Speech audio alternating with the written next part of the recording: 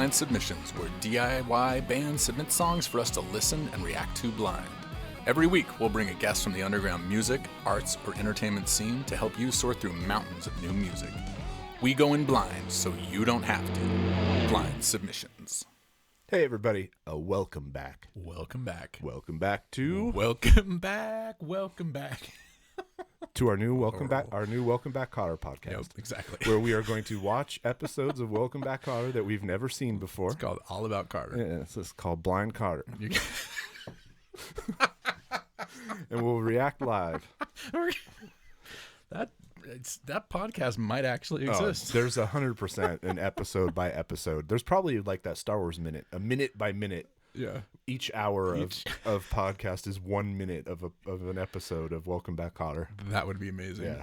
The Star Wars minute. You heard it here if you didn't know about it already. Yes. It actually exists. Do it. So anyways, welcome back to another episode of Blynd Submyshynz.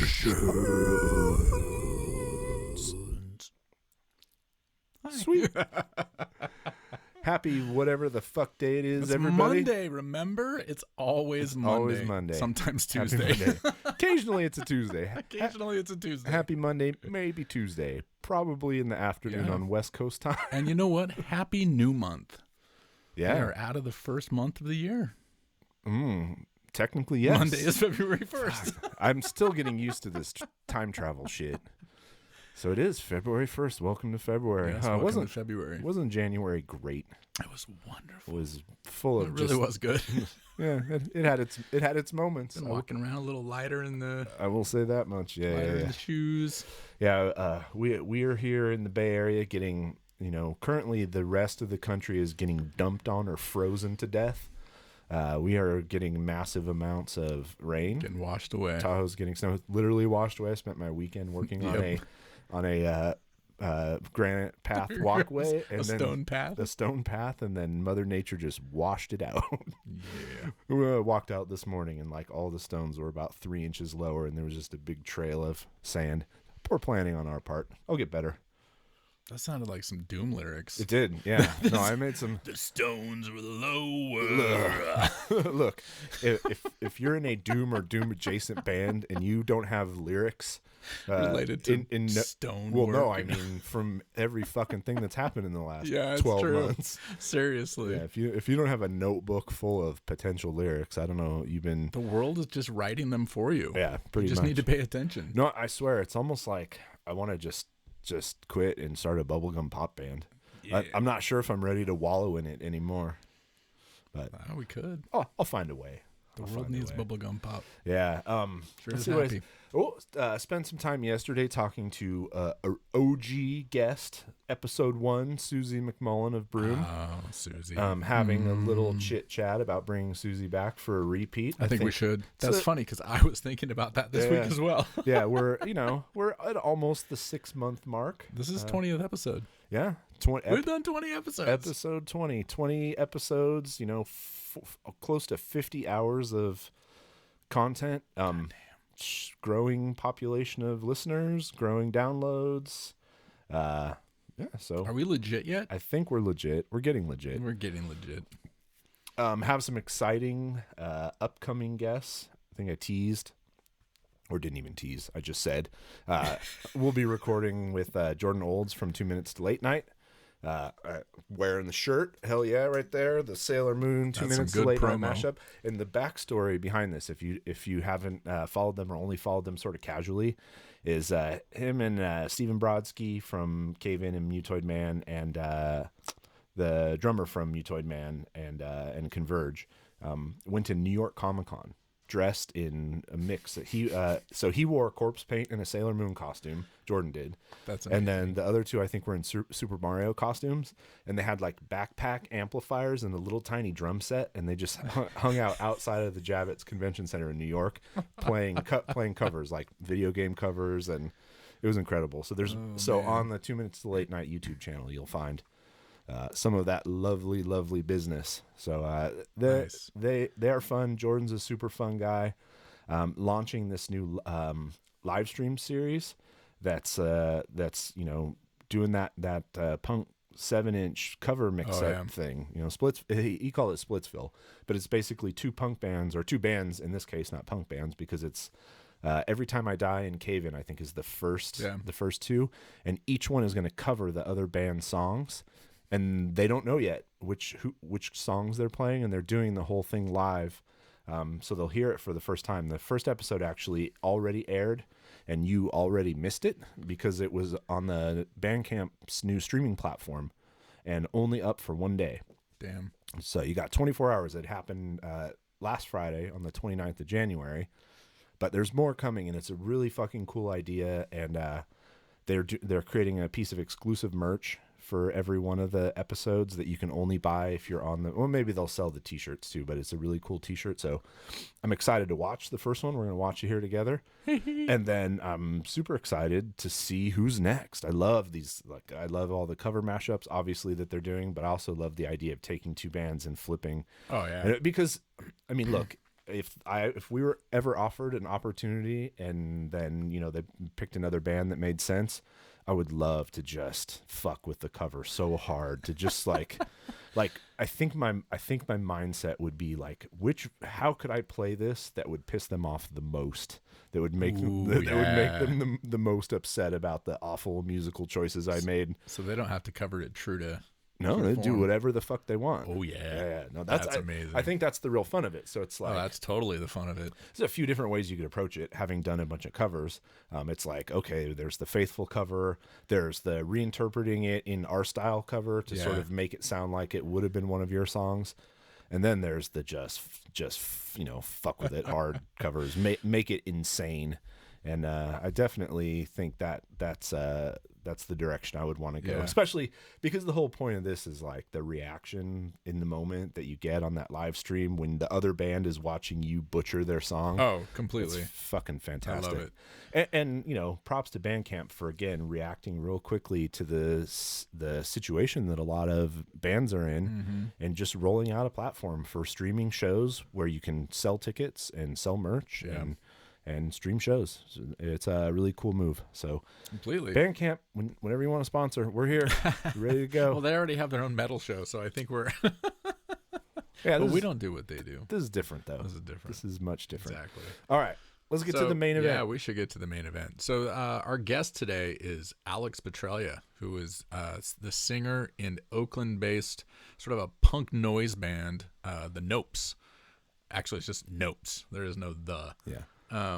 They have a new record that's coming out Friday. Well, will have come out Friday. The same day you missed the stream. Yes. You missed the release of the Nopes record. Yes. On Magnetic Eye Records and Prophecy. You know, it's a label. A bunch of bands that we've talked to and people we've already talked to are associated with Magnetic Eye. So should I bring him in? Yeah, let's do it. All right, here we go, Alex. Nopes. And let's see if I can operate a computer. So in my ongoing quest to be this should be hello. Hey, how's it going? Hey, how's it going? Good. In the band room, we had a little pre-chat. So if you're convinced, if you're watching this on YouTube, that he's sitting in front of an actual band room, it's all trickery, folks. It's green screens and backgrounds. It's just bells and whistles and more bells. And I want to go to Gilman. I could go to Gilman. Yes. Who doesn't? Or the Parkside to get a bite. I love that. But we'll just so what else should you should grab some like historical stuff. East Bay, get like I could go to the moon. The moon, I mean, that's historical. Good. I like that. If you can get like vintage pictures of Barrington or Cloyne, some of the co-ops in Berkeley that threw, you know, punk shows before, you know, not before Gilman, kind of at the same time, but they were more like house shows. Or what else? Or In and Out. In and Out. There you go. All right, sure, that works too. See, these are good. Yeah. So, makes it a little exciting for the band calls. Exactly. So we introduced you, talked a little bit about the band. First question I had, and then JD's got a list of stuff, but I noticed when I was flipping through the Bandcamp that you guys have been on Magnetic Eye kind of since the beginning. Magnetic Eye. is it's kind of, is a smaller niche label, kind of more focused on the kind of stoner doom scene. But I know Mike Vitale's got interest in a lot of different areas. So how did you guys get together with them? How did that sort of happen? Yeah, so I mean, for when we first started, we kind of just had some bands that we really dug as far as like their live shows and stuff like that. And I think we were all kind of feeling at the time like we want to play something really fun as far as live music, and however we record it. But we heard so many good things about Jack Shirley, and so we decided to go record with him, and really kind of got motivated to shop it around more after recording with them, especially being in the professional studio like that, and taking the time on the song. So we our bassist at the time really dug some of the stoner doom bands on Magnetic Eye, and was like, you know what, like they may just appreciate how loud we are and how much we dig that kind of same stuff. Yeah, I mean, there's a lot of like metalheads that used to listen to a lot of punk or crossover, and just kind of grow out of it into like noise rock or EDM or something like that. Yeah. What I mean? Yeah, it is funny how those usually grow from one another. Well, I'm curious, the last time they rolled through town, did you guys play shows with Caustic Casanova? Because that to me is a great fit easily. Like that's not even a tricky one. No, but in the future that could be cool. Yeah. They when that happens, they're a relentless touring band, so I'm sure they'll be here again. Yeah, completely. Nice.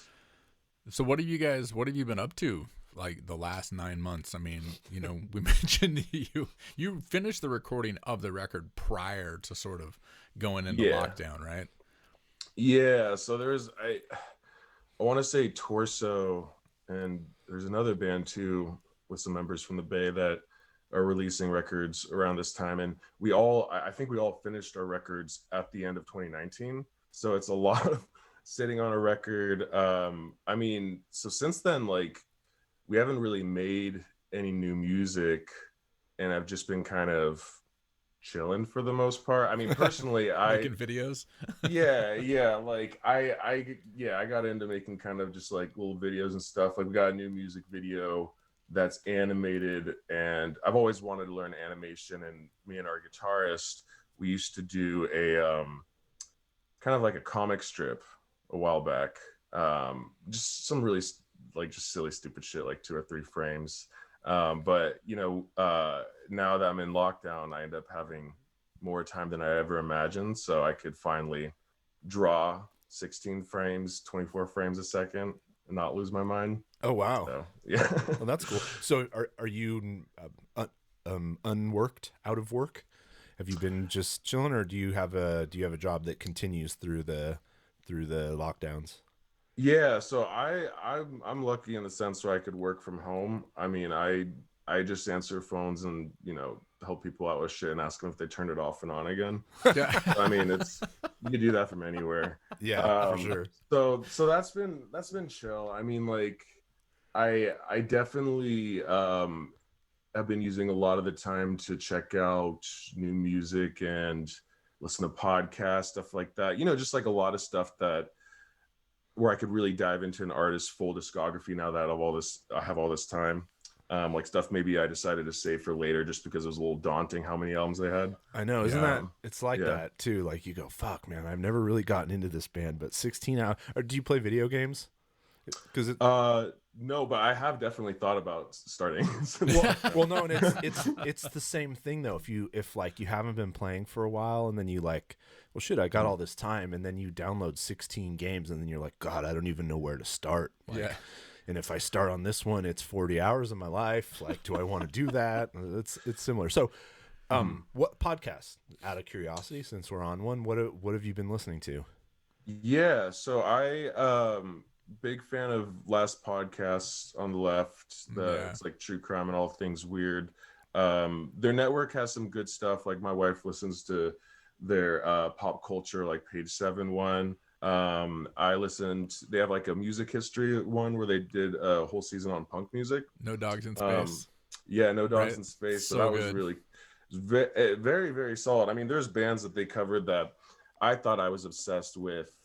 And then I listened to that, and there's so much stuff they uncovered that like I had no idea about. So it was that's been really cool. And just like random comedian stuff, like like there's a Bad Friends with Bobby Lee and Andrew Santino, and the entire universe of Bobby Lee. I mean, he's a silly guy. Yeah, I mean, he's funny. If you haven't listened to Tiger Belly, which is his main podcast with his girlfriend, and if you go back to the beginning of Tiger Belly, it is a fucking roller coaster ride. And he is so open, talks about every single aspect of his life, and he tells stories that are truly shocking, like unbelievable shit. He's got quite the story, like quite the background. I've watched some of his more recent ones of Tiger Belly. Like they had Carlos Mencia on it, which was total clickbait for me. I was like, is he gonna apologize? And he kind of did, not really, but really? They have a weird history because Bobby was like a supporter, but then he just couldn't back him at some point, when it was clear that he just was really stealing from everybody. But Carlos did a lot of really good stuff for Bobby early in his career, so it was kind of like it's hard to turn your back on somebody even if he is a big thief. True. But that guy's never going to rehab his image back to Mind and Mencia though. Oh yeah, he was so big at one point. It was kind of crazy. I didn't realize how big he was until I watched that interview, and I was like, oh yeah, like when Chappelle's show was big, he kind of got handed that show at the same time. Yeah, and that was huge. Yeah, completely. Now, what about music? What bands have you unearthed? Since that's what we're talking about here. Yeah, I mean, I was getting really into the heavier and the noisier, like as far as just old stuff, kind of rehashing like a lot of Harvey Milk. Really dig Harvey Milk. And then I also, as far as new bands, I really like Full of Hell in the Body and their network, like Thou. Like I have a lot of friends who like Thou a lot, and like they do a lot of really creative stuff, like with other bands and collaborations. Shit and Shine.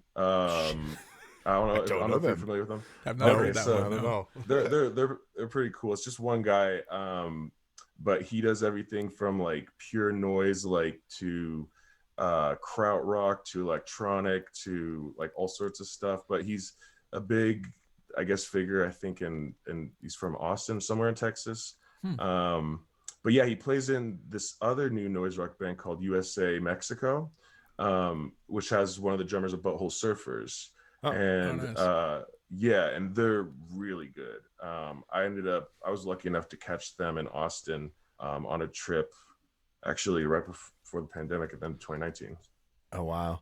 Yeah, we've actually run across in Submyshynz quite a few cool bands on the noise side, like Godzillionaire, Dead from Australia. Yeah, Australia. I mean, Australia's got multiple scenes, but they appear to have like a serious noise scene. Who's the two piece?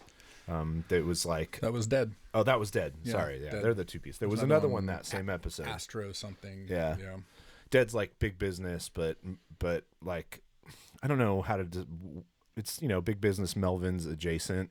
Okay, nice. But a little noisier. They're super good. It's fun, just random shit that people sent to our inboxes. So. Oh yeah, no, and I mean one thing that really catches my eye is I saw a live video of Shit and Shine from when they did South by Southwest, like maybe 10 years ago, but they played with like 5 drummers or something crazy like that. Nice. Man. And like 2 bassists. So I love when someone goes above one drummer, like Hank Wood and the Hammerheads used to do that all the time. Yep. Or like the Melvins Big Business period where it was both of them playing it. So Carlessa had 2 drummers too. I don't know what instrument do you play in the band? So I'm the singer, and then I do I guess like I've done random like keyboard stuff, but mostly just like kind of more for like little sampling stuff here and there on the record. Awesome. The it's like that noise stuff. Like my history of listening to music is a little bit weird because I listened to what was, probably like the pre-noise up until the mid 90s, and then I sort of took a detour and missed a whole chunk of what happened. There's so much of it too. For 15 years, 20 years, and now getting back into it is like, God, I love all this shit. Yeah. Like even a band like Disastroid, who gets thrown, you know, a San Francisco band that gets thrown into kind of the whatever stoner doom, to me aren't really at all. They're not a doom band at all. Yeah,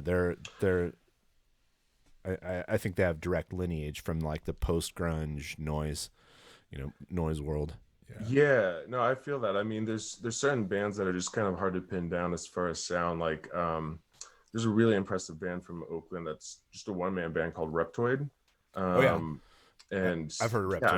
Yeah, I mean, noise rock's kind of the best way to put it, but I feel like it's not doing it justice because it's a very extreme sound. You know what I mean? Yeah. Yeah, completely. So you guys are East Bay, Oakland, like everybody in the band? Yeah. We used to be like SF Oakland, but now we're East Bay Oakland. Now the SF people, we live in Concord because it's cheaper. Yeah. Well, now you can move back to SF.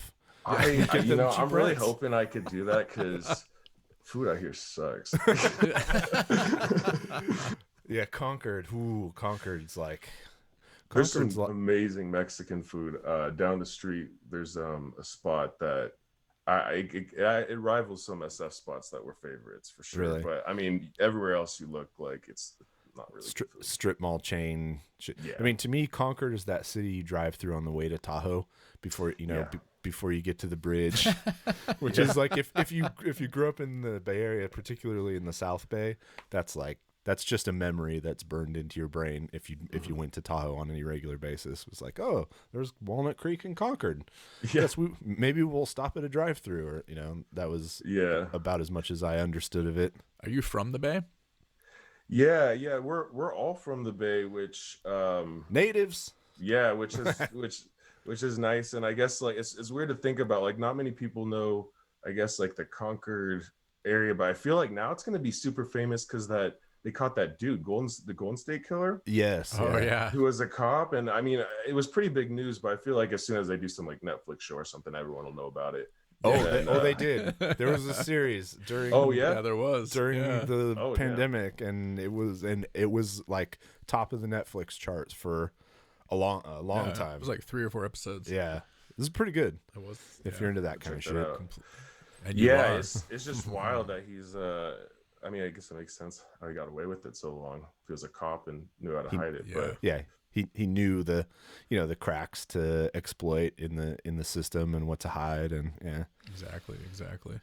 Well, let's jump in the Wayback Machine. Ooh. No.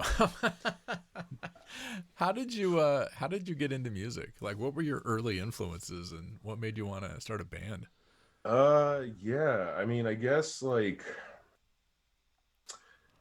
just like kind of hearing my dad's like hidden music, like music he wouldn't play around my mom. That music kind of influenced me because I knew there's something to there. I was like, he's like hiding, like playing this. Like what? So like I gotta know. Notorious B.I.G. Cake. Cake is pretty mellow, but they have that song "Satan Is My Motor," and my mom's pretty religious, so like, hear my motor hum. Yeah, it's a great song. I know that. No, that is a great song. It's a great album. I always thought that would be a really good song to like do a heavy cover of, but then still bring the brass in. That was what I loved about Cake, is it was like, I went through you grew up in the Bay Area when I did. You didn't avoid the like ska and ska punk scene, so we're used to hearing. I'm used to hearing horns, but the context of the Cake is so different. Like it's not like hearing horns at a ska show. Oh, no. It's like, whoa, what the fuck is that trumpet right now? It's very different. So yeah, I mean, like I kind of got really into music from there, and I mean, of course, like he had some Nirvana stuff, so I ended up begging to play guitar for the longest time, and made an agreement to learn a little bit of like kind of piano first. It was very like a very Japanese. You must learn a classical instrument first. Yeah, because my mom's like half Japanese, and it's very like piano, but like it's supposed to. They think it makes you. It's supposed to have some connection with like math and developing brains and stuff. It could be true. I don't know. But it's every instrument is the thing. It's just that it's been drilled into a generation and a certain type of person's head, like a Ben Shapiro's head, that if it's not classical music and it's not classical instruments, it's not music. But no, your brain has to do the same math, the same inherent math work regardless of what instrument you play. Honestly, think, so percussion doesn't have all the interval math, but I think percussion's, as a guy with a 13-year-old daughter who's learning math and learning to play drums at the same time, like I see how deeply intertwined it is in her brain. And I think it's since she started playing drums, her ability in math class has gone up. Definitely with drums. Somebody needs to do a study. I could see that. Yeah. But yeah, I mean, the funny thing is I've been playing more piano and just synth and stuff since lockdown, maybe than guitar. But yeah, I mean, I kind of learned guitar after that. Me and Ellen, our guitarist, we kind of found each other because, like you said, it's funny. It's hard to avoid being into ska at some point. Growing up in the Bay, you end up liking your Op Ivy at some point. How long was your Op Ivy phase? Yeah. It was long enough. I mean, for us to meet each other and you're like, oh wait, it ends. Yeah, no. yeah. So it's funny. We had a very new age friendship in the sense where we noticed we both had Op Ivy pictures all over our MySpace profiles. And we were like, we should meet up and skate and start a band, and it just kind of snowballed from there. So yeah, JD and I have a very similar origin story, but it's the dad version, which is you wander onto the playground to pick up your kindergartner from school, and you see the other dad who's covered in tattoos sitting on the curb, and you go, I guess he and I are probably going to be friends. Wearing your black band shirts. Yeah, wearing band shirts. Not super common in the suburbs in the South Bay. No. Yeah. Yeah, I bet. That's funny. Yeah, so the Op Ivy, I think this is important though.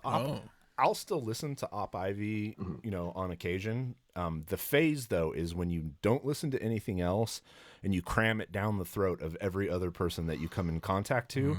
That's never good. And for me, that was probably 6 months to a year, I think. Oh yeah, yeah. No, for real. I remember. I think I was at a middle school dance, and I was like, "You have Op Ivy on the playlist? What kind of place is this?" What's the best Op Ivy song for a middle school dance playlist? Sound This System. is a new segment. I think sound new segment. Yeah, I think probably Sound System. Yeah. Sound System. Yeah, probably. It's easy to consume. I never got super into them. No. I mean, I didn't grow up here, No. I've never heard them called Op Ivy. That is how not into them I got. Oh, yeah. Always been Operation Ivy to me. No. Yeah, I mean, there's a lot to appreciate with them for sure. I haven't listened to them in forever, but I mean, I just remember the bass lines alone. You're just like, holy shit. Great bass lines. Fucking shit, yeah. Yeah, super catchy songs, and then at least in the Bay Area, the punk cognoscenti or whatever, the tastemakers, it was very much like, this is how you do it. This is what punk is, and they were, to my memory, the first punk band that was accepted doing something outside of punk. Yeah. By the entire punk scene in the Bay Area. So it was like, oh, okay, well maybe that opens up opportunities for punk to go in other directions or to take in other influences. And then came Babyland. Yes. Yeah, no, it's those, whenever there's a deep scene like that, it's always interesting to see who pops the balloon a little bit and lets other people in. Yeah, lets other people in. Or it's there's always that one band that sort of gets in and then holds the door open for other people. Yeah, but I mean that. When they were playing, there was so much ska here. There was Skank and Pickle. You couldn't go a week without going to a Skank and Pickle show in the 90s, in the mid to late 80s to early 90s, and then his whole label that Mike Park that he started, post Skank and Pickle really kept punk alive, at least in the South Bay. But Bay Area wise, he's put out so many punk records, and has really Asian Man Records. Mike Park, Skank and Pickle. That's Bay Area punk history. Yeah, no, I mean, I'm sure he's put out more since, but I remember he put out Great Apes when they were still a band. Yep. So yeah, he's definitely done a lot for the Bay Area. JD's making fun of me because normally I don't talk about punk at all and don't know anything about it, but this is the one little tiny corner of punk that it was ska that got you into punk. Exactly. Instead of the other way. Yeah. Instead of the other way around. Yep. It held the door open. That's awesome. Yeah. So music time. Let's just listen. Why don't we just dive into our first couple of songs? All right, sounds good. So I'll just kind of explain again. We have bands from around the world just send us music. We don't listen to it. We don't check out the bands. We know nothing about it. We basically put it in a spreadsheet, click on a link, and we're surprised. So we listen and react. Sometimes we find some fucking incredible music. Other times we offer some nice critiques. Yeah, that's a good way. All right. Who's first? So the first band is Flood Peak. Flood Peak. All right. Here we go. Yes. So I'm sharing my screen now, so you should be able to see this. Yeah. If you can confirm. They got. That's a good landing page. It's because they have a video header, so they have the big old giant. Look at that. The big old giant header. All right, so we can play the what are we about to hear game by looking at the cover. That's got to just be like some dark doom. Is this a Christian metal band? That's where my mind went first. Interesting. That's so But funny. it's weird that you see like leaves under it. So I don't know. It makes me beg that maybe it's like more pointing to like witchcraft. I don't know. Yeah, I don't know. This witchcraft. What's the album called? Fixed Ritual. Oh, right. okay. Yeah, that sounds witchcrafty. Yeah. Sounds witchy. Okay. Well, Serena it sounds has. better now. Imagine there's what it sound like. Oh, dude, we got to do an all Christian metal episode. Oh, dude. Start with Striper. Is that the one that used to throw Bibles in the crowd? That is Striper. Yes. I mean, you obviously probably weren't around to be paying attention to it, but there was a rad like war between Striper on the side of the Lord and then Blackie Lawless, Wasp on the side of Satan. They were like really kind of the same shitty band. Yeah. It's like Wasp has some decent songs. There's a like this hardcore account that I follow on Instagram, and I was looking through their stories yesterday, and they posted just this random photo. Usually it's all like hardcore band, album, and then there was just this photo of this thing called like the California Takeover. That was this. It had like this dude that looked like he was in Manowar with a flying V guitar, and it like hit me. I was like, "Fuck! I owned that album." It was like a Christian metal album. But it didn't fit. Like I have no idea why they posted it. That's funny. But like I had so many. If we did that, dude, we could go deep. I might still have a DC Talk CD. Christian nice. Oh shit! Yeah. See, that's a name that I know. So here's one I actually would like to do. Any Michael W. Smith? Because this name comes up all of a sudden, and it just blows my mind that there's a band called Skillet to begin with. Skillet. I don't know anything about Skillet. I don't know what they sound like, so I would love to just listen to some Skillet and most likely bag on it, but. Who knows? Maybe it's fantastic. There were some. I would hope it's like Descendants worship, like the snack core. You know what I mean? That they were obsessed I don't with. think so. It's just like all like recipes. That would be awesome. That would be really cool. All right, so the song we're listening to is Urnfield. All right, so we'll kick it off, and then at some point I'll stop it and see what we all think. If we should listen to more or what. All right, so Urnfield. Mm-hmm. All right.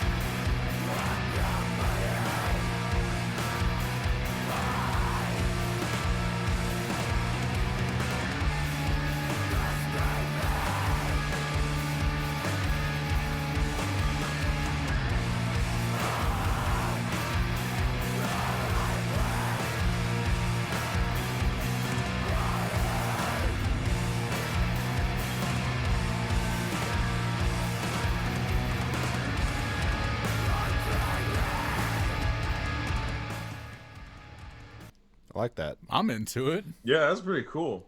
It's like I was so worried they were gonna suck. I didn't have to be mean. Yeah, you have your canned response for the first thing that really sucks that you don't want to throw too much shade. I I'll try to shit sandwich it. I don't know. Yeah, say a couple nice things. Immediately, especially once his voice came in, I just thought ISIS. Yeah, but yeah, it was super good. I liked it a lot. So here we go, some fine gentlemen from Portland, Oregon, who look like they're from Portland, Oregon. Look like they're from Portland. They look like they moved there from Oakland. No.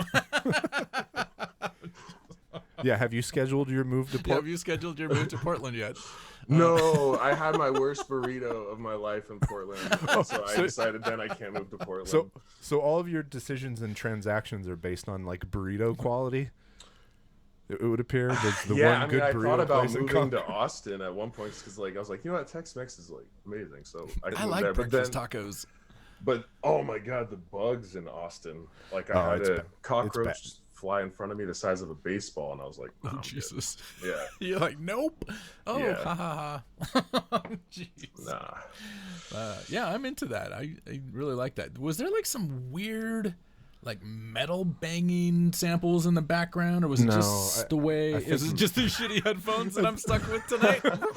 I think it's your. I've had these for like 15 years. I think it's your baby headphones. All right, I'm gonna zip forward into the right smack in the middle of the song. Now, in our last episode, we had an absolutely incredible moment, and you can see if maybe we can replicate this when we're listening to a song.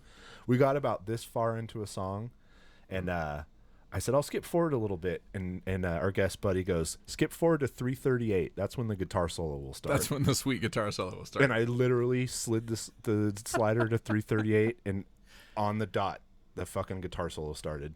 And he had no idea who this band was. He didn't know anything about it. He just completely, I don't know. It was witchcraft. It was witchcraft, straight up. That's pretty good. Do you want me to guess? Yeah, give us a. I don't know if there's even going to be a guitar solo. There's not a guitar solo. 245. We're gonna hear a 245. We're gonna hear a hearty grunt. Okay. Yeah. Okay. So I'm gonna we're 244. So we have a second to get into it. There we go. Wait. We got to go back. Wait, was that a grunt? Yeah, I had the volume down. I think there was a grunt. This is. Okay. I think I got the few seconds where there wasn't.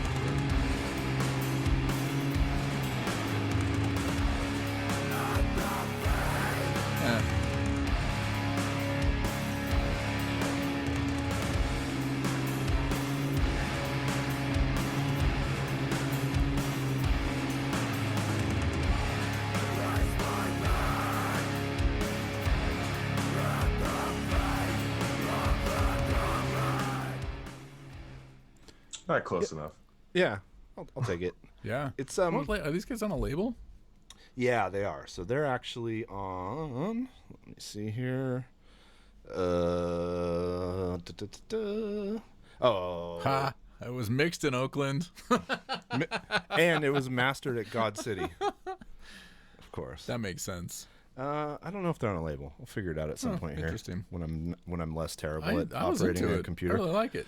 I mean, I know Flood Peak. Go ahead. They're good. I think it sounds pretty cool. I mean, I always dig music that's this heavy, but I appreciate, especially in the beginning, the dissonance with the guitars. There's something else going on in the background with a little bit of ambience. Always is a plus for me. Yeah, I like that too, and that's in a song like that, the dissonance is always, to me, the ambience and the dissonance is always the trigger for like a post-metal commentary. I mean, I think sprawling song structure and maybe vocals or maybe not, but as soon as you hear that, the dissonance and then that kind of big ambient sound in the background, that's the trigger. That is. It doesn't. So we didn't get very far. Obviously, we didn't listen to a ton of it, but the couple minutes that we listened to didn't really go anywhere. It was sort of all. I think it's just the style at one level. Yeah, you think so? Let's pick up the end. Okay, let's do it. I mean, typical structure, about 2/3 of the way through, there would be some sort of peak, or you'd have some sort of break or solo or something. Yeah. Let's see.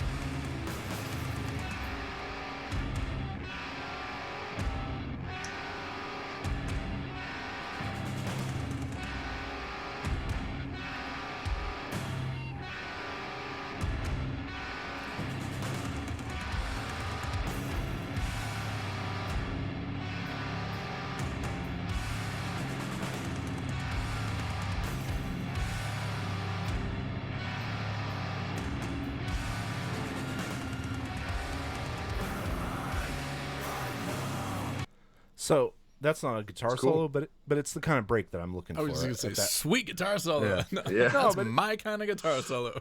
Nah, that's, It feels very cinematic. You know what I mean? Like I feel Yes. like this would have like a very high budget music video to it. You know what I mean? Yeah. oh, here we go. We got a music. Well, we have Oh, one. We have one. Let's see. Let's look. I feel like someone's gonna die in it.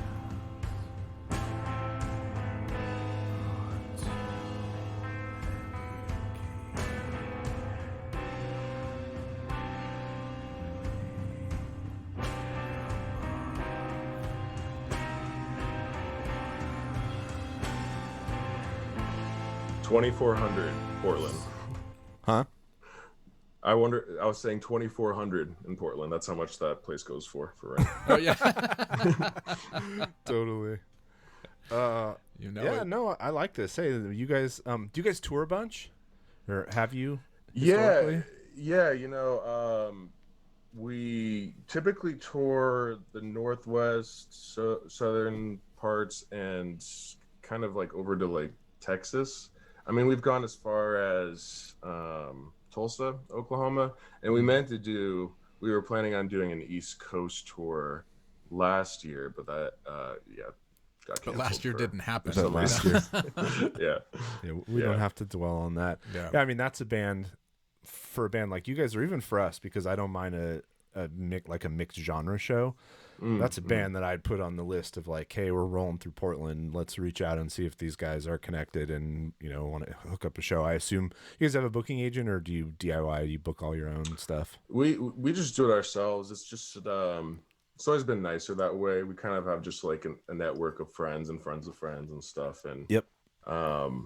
Yeah, I kind of dig that more. You're more on the same page. You know what I mean? Yeah. Yeah. Oh, Yeah. completely. Yeah, I go back and forth because then sometimes when you have a booking agent, you actually get paid. Yeah, there is that aspect of pay. I mean, There is yeah. that. And then they can route your tour and then attach you to festivals and shit, or bigger shows going on sometimes, because they're also booking in like the 500 cap rooms where maybe you can sneak in on something more interesting than what's going on in in somebody's backyard. Although I love a house show too, so Yeah, definitely. it's a mess, man. Booking your own. I mean, it's fun to do, but like when you have a tour all mapped out and there's just like one date and you just can't fucking find anything. It's like a giant puzzle, and there's always like one day that just kills you.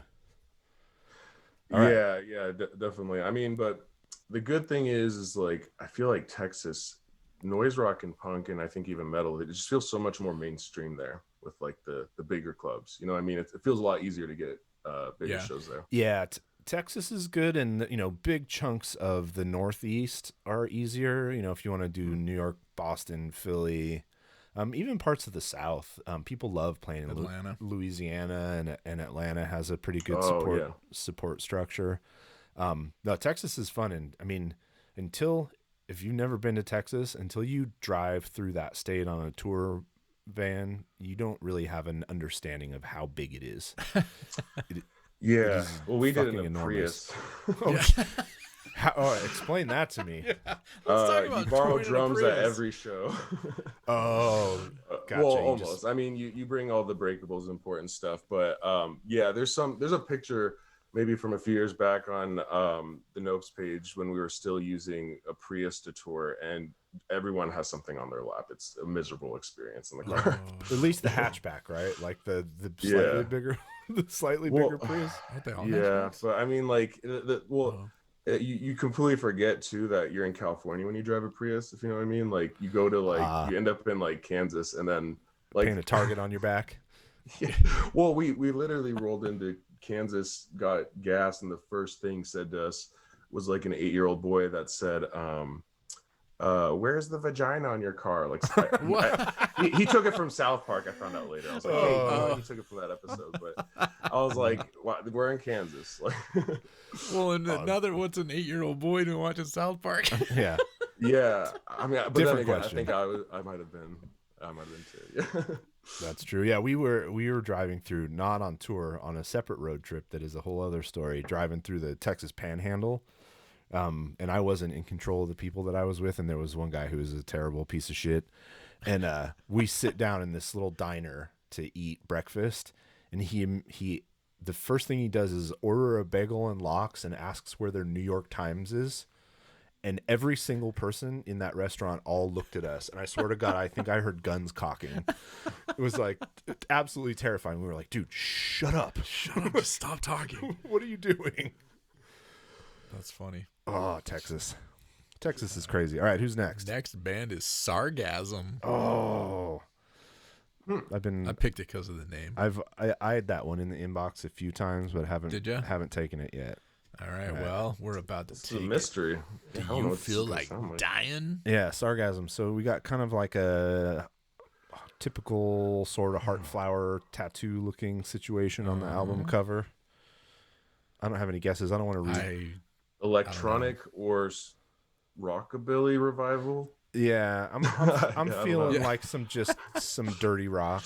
Yeah. What is the band photo looks weird too. Oh, here we go. Like they look I have a feeling they are sarcastic. They're definitely hilarious. They're definitely hilarious. Yeah, I think so.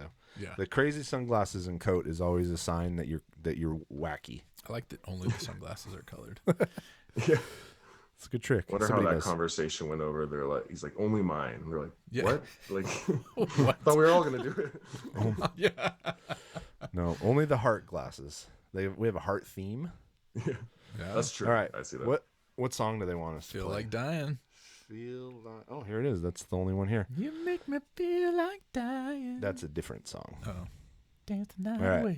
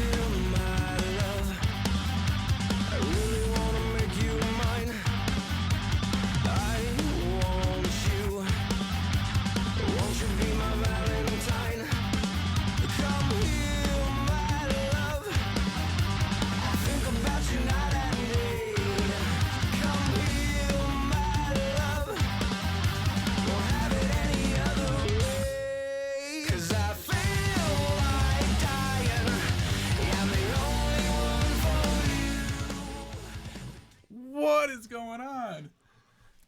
Thoughts? We'll put you on the spot first. I mean, okay, let me start with this. Okay, good. Everyone in the band sounds very talented. Don't disagree.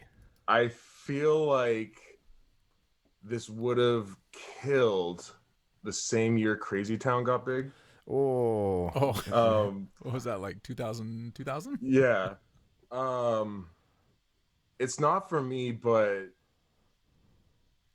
they play it well. Yeah, that's perfectly executed. Yeah. Not for me is what that is. When the double kick came in, I was like, what the fuck is that? I was definitely not expecting that. No, it started off, I thought it was going to sort of be noisier.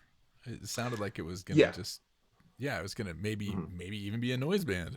I mean, the cover to me has like a straight, like mid-late 80s, I have a feeling that's Hollywood what they're going for. Aesthetic. I think that's what feel they're that going for. Yeah. Like, what's that? I mean, I see CKY there. I'm wondering if him's an influence too, because I could kind of get those vibes too. Oh yeah, him. God, I haven't thought about him. Oh, yeah. His infernal majesty in a long time. I haven't thought of them in a while. So when the guys in SarGasm aren't slamming down cans of Miller Lite, they can be found riding some tasty jams that you can bang your head and shake your hips to. This is like fun party music. Yeah, I think this is fun party music. I think the intent is to not be super serious with this. Yeah. I mean, they're super talented. Did you see the last sounds part? Great. What in is their that? bio, it says they stand out similar to how Ren and Stimpy stand out from the other Saturday morning cartoons. I told you the glasses and the coat. You might want to change the example. consider. Didn't that guy just get? Isn't he like a pedophile or something? Yeah, I think maybe there. I think maybe there was an issue. Might want to update that bio, guys. Well, so I looked at your Bandcamp page earlier today, but I don't remember. Do you have a big fat paragraph here? Do you have a short description? This is important. We've talked about this a lot. It's important for bands. I mean, for those kinds of things, the less the better. I mean, I mean, in terms of words, but also in terms of thought. Like I hate like overthought, bios and stuff like that. It's not fun to read. We're a progressive, Eurocentric. Yeah. Well, I mean, there's the attempt to like list all the genres so that you can catch everyone who might want to listen. That's what the tags at the bottom. That all the influences, but then there's also the like attempt to be creative in describing your. You're coming up with metaphors to describe what you're like the Ren and Stimpy one. Yeah. It gives you a chance to show some personality. But I mean, I feel like if I really want to learn more about a band, I'll start Googling them for like maybe interviews or some articles. Yeah.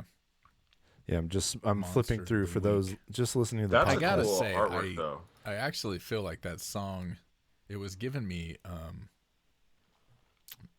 Mutoid Man vibes. Yeah, without the tongue in the cheek. So yeah, I feel that. Yeah, I can feel that, but yeah, a little bit less tongue in cheek. It was also giving me like updated Buck Cherry vibes. Yeah, you know what I mean?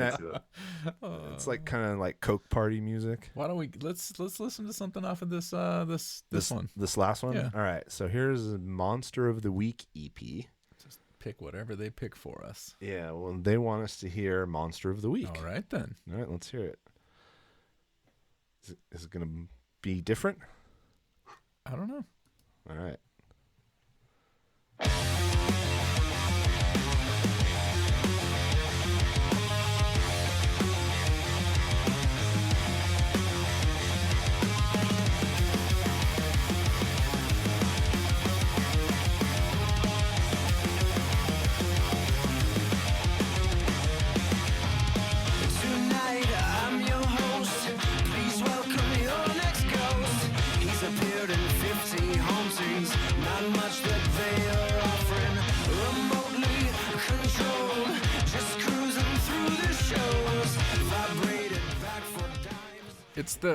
It's the rhythm section that does it.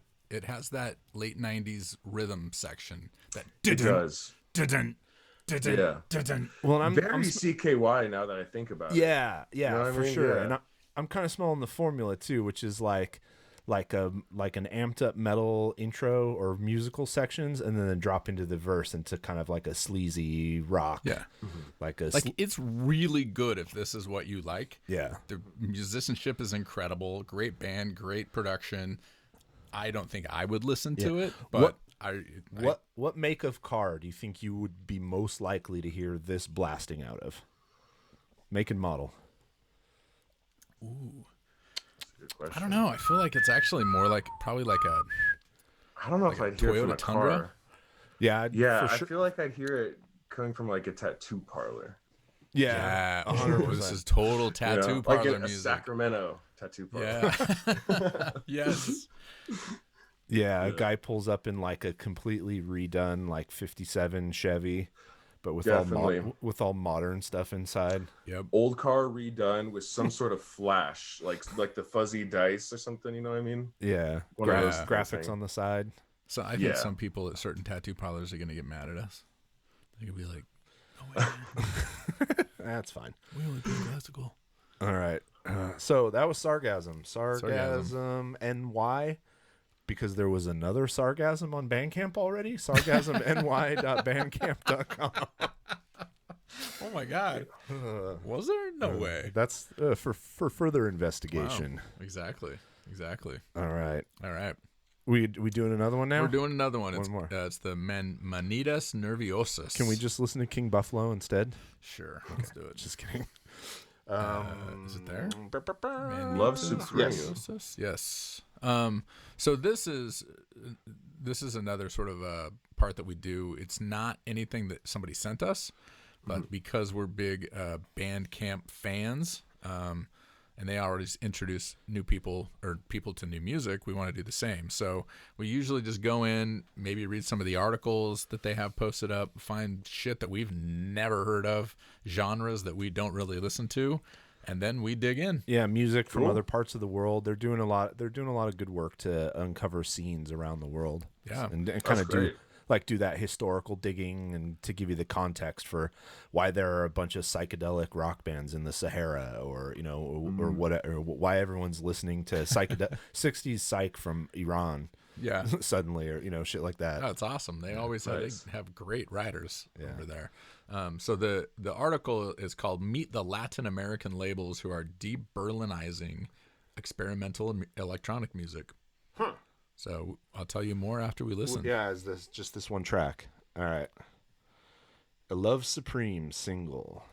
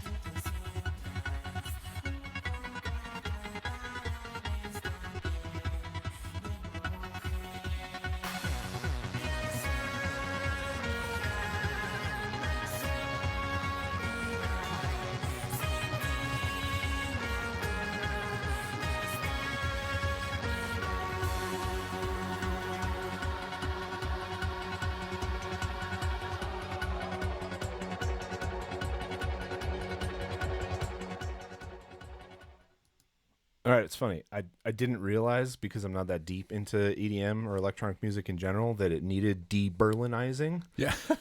But from my limited knowledge of electronic music, I'm a hell of a lot more likely to listen to that than most of what I've heard so far. It has a very different kind of feel to it. Yeah. Do you listen to much electronic music? Yeah. I've definitely listening to Shit and Shine, especially, has kind of introduced me to a lot of like house. Like Moody Man from Detroit is really cool. It's more like disco beats and stuff and samples. This gives me some like very strong influence vibes from I don't know if you're familiar with Magnetic Fields. Oh God, yes. Yeah, but I feel like I'm hearing so much of their leads as far as like the song structure, but like it's like almost like if they did club music, you know what I mean? Yeah, completely. Yeah, it's cool. I like it. Yeah, I'm super into it. I stopped it there because I feel like it's about to take off. It's about to do something. Yeah, we're at a minute and 4 seconds in, which is when 98% of the songs that are about to do something start to do it. So I'm curious to see if we get a sweet drop or something. All right, back into it.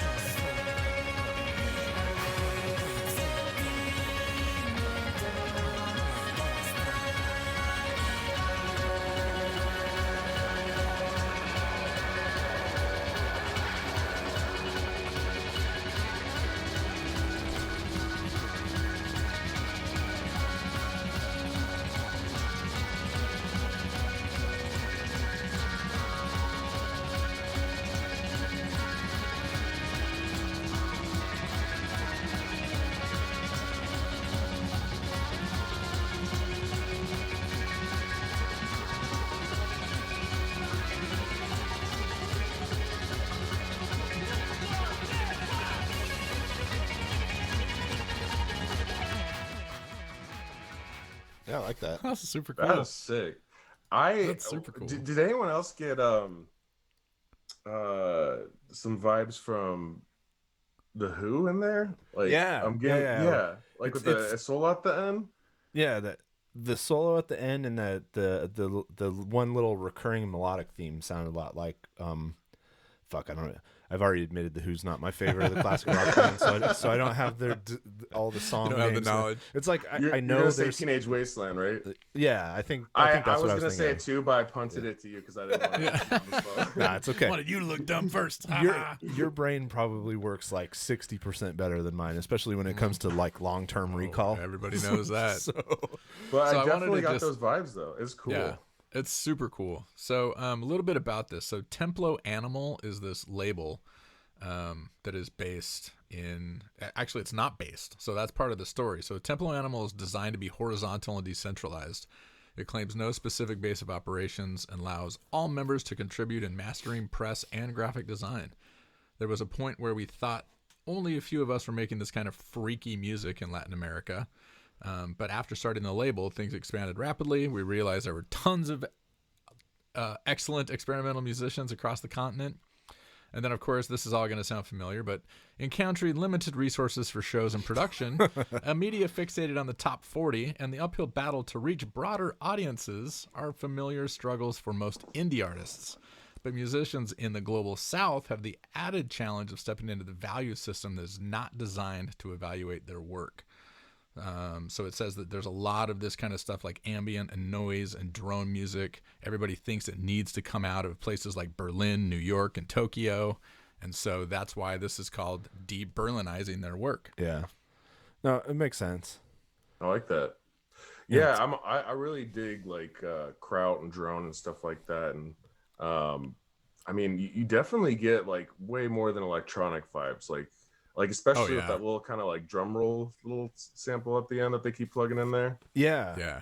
And then the actual guitar that was, I checked in the notes, was actually tracked. So that wasn't like sampled guitar. Cool. Yeah, it was a real guitar that they tracked. That's super cool. Nice. Not enough crossover, I think, in the mainstream electronic music between electronic production and then like real instruments. Not that a synthesizer is not a real instrument, because it is, but typical rock and roll instruments. I think it's underused because I think you could draw people in. Was, I think, one of the real interesting things about industrial music. And then as industrial bled into metal, it brought a bunch of metal people into electronic music and a bunch of electronic music people into heavier. Well, I think that was sort of like that crossover appeal of 9 Inch Nails. Yeah, it was like, wait, for sure. Is this industrial or is this metal? It's both? Same with Ministry too. As they progressed, you're more just like, I could only imagine like the shows would go from just solely metalheads, then you start getting like the club people in there and the ravers, and like it's a big party by the 90s. Yeah, exactly. Yeah, for sure. Exactly. It's really funny. I have when I first a friend introduced me to Ministry. I think we had a sleepover when we were like 15, and he like woke me up with Mind is a Terrible Thing to Taste, the first track. And I was just like, what the fuck is this? Is the most amazing thing I've ever heard. This is my new favorite band. And then I told my parents that I wanted a Ministry album for Christmas, and they got me the first one. What was it called? Like something Roses, or You know better than me. It sounded like Depeche Mode. I loved Depeche Mode at the time, but I was not expecting my Ministry album to sound like Depeche Mode. Yeah. It's funny. I mean, we were listening to on our 2018 tour, I played Filth Pig for everyone for the first time, and they'd never heard it before. And they saw the album art and they thought it was Trump on it. They thought it was a new record. Oh, really? Yeah, because it kind of looks like him. I don't know if you see it. It's funny. It's That's pretty so funny. similar. Yeah. So you'll have to bug Jad and the other folks at Magnetic Eye, because if I'm catching a real diverse music interest vibe, obviously off of you, to get you guys on a Cycle Las Vegas. Bill someday, cool. because that's a festival where it's sort of centered around heavy music, and you guys are adjacent to enough of what they do that it makes sense. But you'll also get what was the band from Africa that played one of those like Tenarowin, I think they were called. Or they had Krangbin, and lots of electronic stuff like Ghost, not Ghost, but the other Ghost, the original Ghost, or the dudes who did the Stranger Things soundtrack. They like go all over the place. So it's a really fun festival just to attend. So if you play there, then you get to hang out, and and that watch sounds the rad. rest of it. Yeah, it was a lot of fun. It's the time to visit the merch table. Yeah, did you buy anything? What'd you get? Me? Yeah, you. Me to go first? Yeah, you go first. I did. I got a record finally. Well, I think this will make you happy then. This is to take off the plastic. Yeah, first tell us if you're already familiar with it. So this was another one that we had discovered, just like this one. We discovered it on Bandcamp. It's called Mort Garson. So Plantasia, music for plants. Yeah, I love that one. So this is Patchcord Productions, and I gotta try to show this because I have never had something like this come in an album before. Oh, is it a big coloring It's like page? a giant. I don't know if it's a coloring page, but it kind of looks like it might be. That's dope. If it's not, it's an amazing poster. So Yeah, that's pretty cool. So Sacred Bones Records, who put out the Emma Ruth Rundle and Thou album that just came out, and also all the John Carpenter soundtracks. They did The Men too. Yes. Most of their discography. Yeah. They released they went back and redid all of his records, all of his like experimental synth records. That's so cool. So there's like Music for Satan. There's we'll see next week. I bought a big old stack of stuff. Yeah. Because I had heard of it because speaking of podcasts, this is one you'll probably enjoy. There's a podcast called Bizarre Albums, which is a guy who's the drummer for Motion City Soundtrack. He's just really into music in general, and he goes back and does an episode. They're usually only like 20 minutes long, listening to like the weirdo freak records, like the Super Bowl shuffle record from the or like the William Shatner records, or just these like kind of novelty records that have come out since the beginning of time, and goes like in great detail through the history of where they came from and how they were made and who cared and why why it happened. Yeah. And he covered that record. And I was like, fuck, I need to hear this. This sounds really cool. And the whole story behind it literally being about making music that plants would like, that would make plants happy. Oh, no. We listen to that a lot on tour, actually, too. It's our little, like, we're going crazy. Let's listen to something overly happy music. Yeah. But yeah, that's some great stuff. I forgot Sacred Bones was repressing all this stuff. Yes. That's pretty cool. I'll have to look into that. It's still there in great merch. I got like the most bitchin' long sleeve Plantasia t-shirt that I'm so excited about. Have you been doing any shopping, any purchasing? Yeah. Let's see.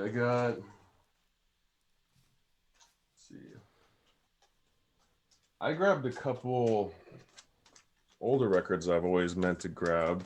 Got a Guided by Voices one. Oh, nice. It's starting to blend in. You're getting green screen. That's okay. It happens sometimes. I swear I have that it. way. Yeah, but I mean, I was pretty excited about getting this Sunfish Holy Breakfast, and then listened to them in so long. Actually, these are both Dayton bands. This is Brainiac. Oh, I fucking love them. I guess around the same time in the 90s, but there's an Amazon documentary or documentary on Amazon, I should say, that covers Brainiac, and they're a wild, extremely talented band that a lot of people don't know a lot about. And I feel like everyone who likes punk, everyone who just likes wacky stuff like Devo would be so into Brainiac. This is actually, I guess, well, it was pressed somewhat recently. It's a skin graft collection. Oh. So this has Shellac, Biggin, Bryce Glaze, that's how you say it, and US Maple. I was really stoked because I saw US Maple on it, but it's covers of AC/DC. Oh, really? Yeah, so that's awesome. It's pretty wild. Definitely. I'd love to hear Shellac cover AC/DC. What song does Shellac do? They do Jailbreak, but I would have to say, it's funny, like all of them are pretty good, but I would have to say Biggin, who I'd never heard of before this, their TNT cover is just so nasty sounding. Like they really did it justice. I'd love to. That would be awesome. That would be a fun song to cover, a fun AC/DC song to cover. Oh yeah, I'm gonna have to go listen to that as a person who spends too much of his time bitching about AC/DC. No, putting together single artist cover records. Yeah, like I love hearing how bands approach the cover of of whoever of an old song. Completely. Yeah. When was that? That's an original pressing of that Brainiac? that you just picked up, or was it like a repress that you just picked up? This one I think was a repress. The GBV one was an original, but yeah, I'm pretty sure the Brainiac one is a repress. And I've been looking for that one for a minute though, just because it's my favorite by far. I mean, they're all great as far as the records, but that one's my personal favorite. Yeah, that's awesome. I remember they used to. I saw them a few times. I think they toured once with Girls Against Boys, GBSB, and also Godhead Silo. Nice. Godhead Silo. Oh God, they were so good. That was. I think they might have been one of the first sort of like bass drum bands that I remember ever seeing. It was just the two of them, and they were fucking insane. Yeah. Nice. Because bass is awesome and doesn't really require guitar. Yeah. As we're finding out. Yeah. Yeah, there's a lot of pretty interesting bands that are just bass and drum. Yeah. I think of it. Yeah. And I think they almost always do better than the bands that are just guitar and drum. Yeah. Interesting. Oh, completely. Unless you're a fucking gearhead and know how to take a guitar, but also make the bass frequencies. But I was going to say you greatly offended Ryan, and now you just saved yourself. So no. I'm sorry. Ryan plays a 9-string guitar. That's a bass and a guitar in one. He's got both. That's not a guitar. That's a monster. Have you ever listened to Pound? Oh, all right. The job number one. When you're done, we should just play some Pound. I don't think like through Zoom and it doesn't give it. Get in a good hearing space. It's a drummer and a guy who plays a 9-string guitar, and it's just like D-beat noise grind. The songs all are the song titles are all based on the notation that the drummer uses to notate his drum patterns. And I would be willing to bet that a typical 6-minute Pound song probably has like 80 riffs. Not kidding. It's insane. And then you like listen to it on the record or watch a video of them playing, and you go, oh, that's fine in the studio, and sure, you could film that video, but you can't actually do that live. And then they fucking play live and do every bit of it, and it's amazing. Yeah. That stuff is crazy. Like I was so hoping to see Lightning Bolt. Before everything got shut down. Yeah, because especially with their new record, they're back, and it sounds pretty good. Yeah, David plays a kit that it's like at a 90-degree angle, and he has 2 kick drums. One's like a 30-inch tall kick, so he has like a big boomy kit, and then he has like a little tiny fast kit, and he's like back and forth all the time between. He just like rotates his chair, and he's in a different drum set. It's a blast. Sweet. What did you get any merch? I did. What you got? I've been sitting on this for a little bit. Anyone who has been listening knows that I have a deep and disturbing love of one band in particular from my childhood, which is Mr. Bungle. So this is nice. This is a special Revolver only version of the new record that came out, Raging Wrath of the Easter Bunny. So it's super limited, 666 copies because of course special.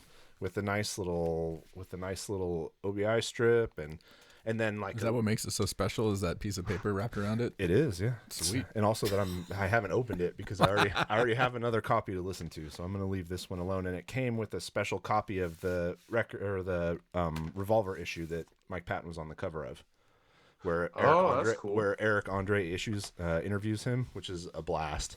Oh, I gotta check that out. With like a little slip cover for the fucking magazine. Like, this is. I like these special editions that Revolver's been doing. Yeah, they do. That's really good fun. Yeah. Yeah. So now this is another in the list of records that I have at least 2 copies of in 2020.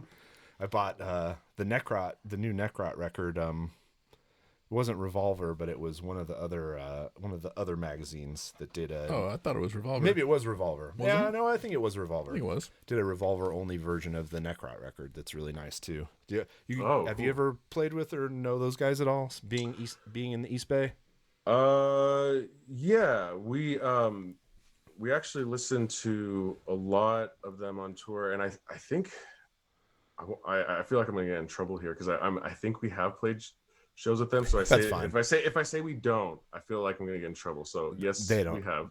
They don't. But yeah, no. Our bassist Cole is a huge fan. So we all took turns, on tour, like kind of taking the aux cord or whatever. And get an album. That was a big one that he was pumping. But yeah, I mean, it's funny. We all kind of have our favorite like heavy Bay bands. I mean, this band isn't super well known, but did you guys ever see Shitty Fucker? No, I never saw Shitty Fucker, but I need to. God. They're like, well, they opened for Anal Cunt, like of course, tour. Of course.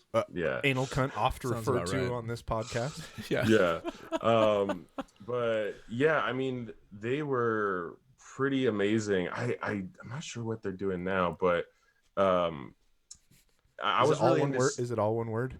2 words. 2 words. It might be 1 word. I'm not sure. Yeah, but they're really good. And if you like Siege, it's just like kind of like sludgy Siege. Okay. Oh yeah, they're on Bandcamp. Following. Look at that business. Wow. That one's a fun one. That's one of those names that you have to do a lot of appeals on every platform that you're on. Jesus Christ. You know, they're like, no, that's the band name. They broke up well before they had to deal with all that. That's for sure. Yeah. Oh, that's good. Yeah, that Anal Cunt show that was an interesting one. The Oakland Metro, I think it was. The Metro Opera House. Yeah. Oh, I love that place. It's been a long time since we were there. Yeah, we were lucky enough to play a show there. I think it was 2018 with Fucked Up. Nice. And that was a lot of fun, and it's always been a really fun place to visit shows. And I mean, it's just as great, if not better, playing. Like, everyone there's super nice. And was it pretty full? Was it pretty packed? That room gets rowdy when it's packed. Yeah, there was a good amount, but it wasn't like one of those fests where it's just like wall to wall, and it's just like impossible to get through. But yeah, it was a lot of fun, and it was a 3-band bill, which I'm always excited when it's 3 or less. Yeah, when it's not 5 bands. Yeah, I'm a little done with the 8-band like fest things, unless it's a big fest. But sometimes you book a show on tour and they're like, oh yeah, we'll throw 7 local bands on so we make sure there's enough people there. I'm like, and then you'll play last. Yeah, and you're like, oh God, no. Yeah. When there's etiquette to this, if you've been you're the touring band. If you've been listening, you know the touring band goes in the middle of the sandwich always, no matter what. Definitely. And if the local band demands the good spot, fuck them. Yep, they should be there. You don't get it. Yeah. Sorry, local bands. That's the benefit of having a show booker hat and a guy in a band hat. Yeah. And a tour booker hat and exactly. We got 2 more songs. We got 2 more songs. Should All we right. do 2 more songs, and then I want to talk about the album you guys have that came out on Friday. We say that because this is Monday. Yeah, we're time traveling. Whoa. Right? It's been a great 3 days. Yeah. it's blown up. Oh, that's what I was going to say. So speaking of that AC/DC cover record, the other thing you got to bug Magnetic Eye about is getting on one of the Redux records. Have you been on one or? Not yet, but we are in the talks of potentially doing one. Whatever's next. Hey, could you stop it with the Doom bands and give us a chance? Yeah. Yeah, well, I mean, they're doing. They got some pretty exciting ones, and he was actually asking me about like some punk ones. Yeah. I mean that one's really hard to kind of gauge, but personally, I'm a huge fan of My War, so I just want to see that redone again. So I'm like, My War all the way. Yeah. Well, they did the helmet record. That was that was fun. That's right. They did Alice in Chains. We would have loved to be on the helmet one, but I think we joined like right after they finished production on that or whatever. Yeah, like all the songs. Yeah, I mean those records are having done them are a 2 to 3 year process between first reaching out to bands and actually like getting the finished record out into the world. Yeah. We're in the middle of doing a Deep Purple one, trying to get tracks. Trying to get tracks from bands who, like, a lot of whom aren't playing together or can't record, or so it's a lot of fun, including my own band. So nice. We used to cover Deep Purple. What song? Like a live song. Space Truckin'. Okay, yeah, that's the song we're doing. So yeah, it's a fun one. Yeah, yeah, they were really They were a really, really good band. That was another one that definitely hurt a lot, like growing up as a kid. Oh, really? Yeah. A lot of Deep Purple, yeah. So dad was like classic rock, but also hip hop. Yeah, he played drums in like a Who cover band in Oh, high school. nice. So like he's got a lot of like appreciation for that, and like all sorts of fun new stuff with good beats and whatnot. yeah, and some crazy drumming in the Deep Purple catalog too, for sure. All right. So what's next? The next band is called Monkey OK. Monkey. Okay. Monkey OK. Okay. Is that it? Ooh. I'll share that screen. The branding does not go with the name. I mean, I'll tell you that right now. Fuck, man. The background. I'm excited. I know it looks. It fucking does pull awesome. you in. I mean, as far as like the whole idea of art doing something to you as the response, like they nailed it. So for everybody that can't see, I don't know, is it like a CAT scan? Maybe it's Yeah. not an X-ray. Yeah, it's some kind of like 3D You can like body see all scan. the veins and Yeah. some weird 3D body scan, like full body. It's a woman with like a big hole Yeah, punched it is. in her It's chest. Slender and maybe Man's wearing a wife. mask. Slender woman. Yeah, It is dark. All right, these dudes are from Denmark. Denmark. Okay. Yes. All right. Cool. So maybe it's just like a weird Nope, there are monkeys on there. Whoa, This is fun. what a big shift from the. Seriously. They've got 3 records. The one is the stark black and white with these 2 gnarly body scans, It just looks.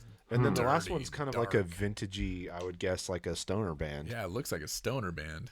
That's pretty It's a cool. man. with a Yoda-looking dude on the cover. Yeah, and then the first one's kind of just. Wow. The first one kind of reminds me of like a '90s, like, The first one is you we can don't tell me have- that's a Gorillaz album, and Yeah. I would believe you. I don't know. Oh, completely. We don't have Yeah. enough money to pay for real art, Yeah. so It's great art. my buddy Yeah. draws gorilla cartoons. I think it is.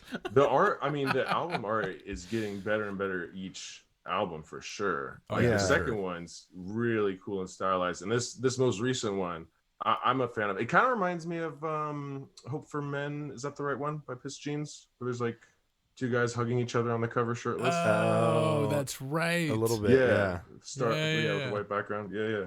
All right, so what do they want us to hear? The Spiral. The Spiral. All right, the landing song. So we are at monkeyok.bandcamp.com. How long is this song? This song is 3 minutes and 27 Oh, okay. seconds long. Not too bad. That's It's not bad. called The Spiral. Volume check. Volume up.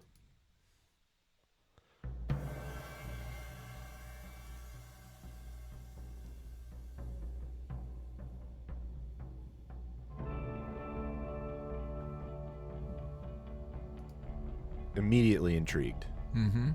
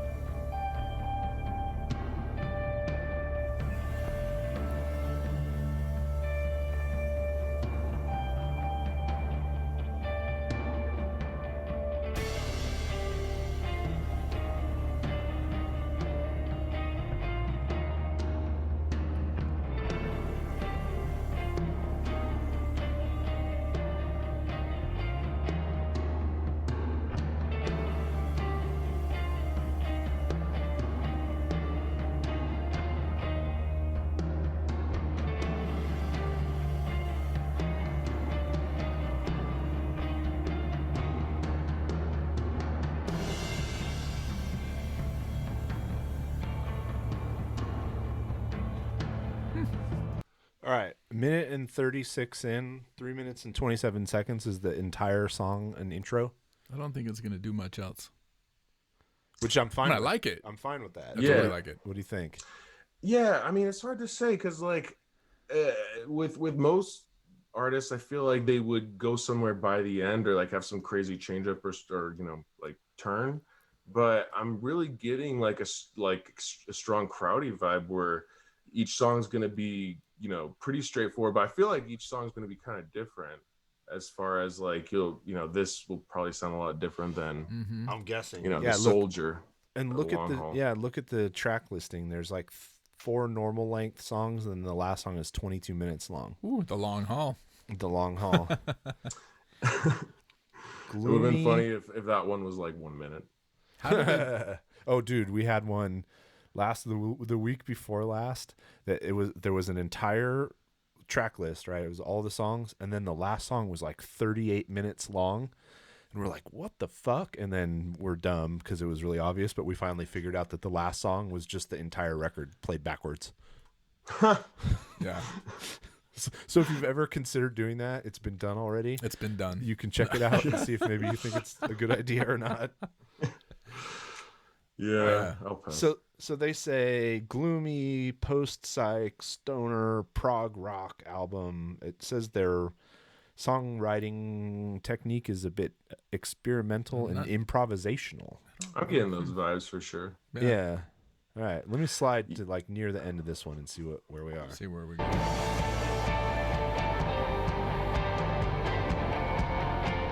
All right. So they're putting us through the long build. Mm-hmm. Let's see where go to the next song. Yeah, let's see where the second where it song takes goes. us. SGGY is the second song.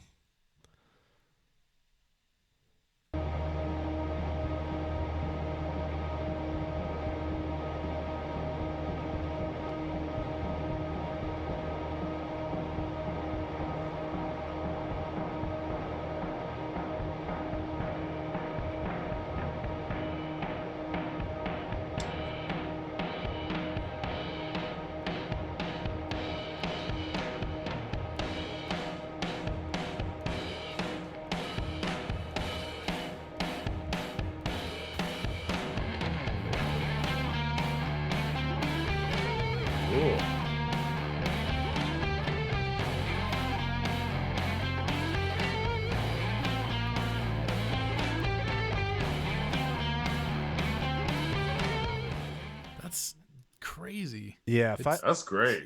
Yeah, if I had like, a long bit of work that I needed to do where I had to like sit down and concentrate, I want to throw that on and just listen to it from start to finish. This is exactly what that album. I mean, and the thing too is like I feel like with these types of like experimental bands that do a lot of improv with like the recording techniques, like it could really go either way. But this sounds great, and the production too, like the way those drums came in. Yeah, that was cool, wasn't it? It sounds really good. Big fan of that. Yeah, it sounds really good. I could say they got 4 different versions of this on vinyl. Oh, they got merch up the wazoo. And there are 2 supporter reviews. So these are things if you use Bandcamp a lot, you notice. Mm-hmm. Both of them are in the stoner scene bloggers that are pretty well traveled. Fraser Jones and Fistful of Doom.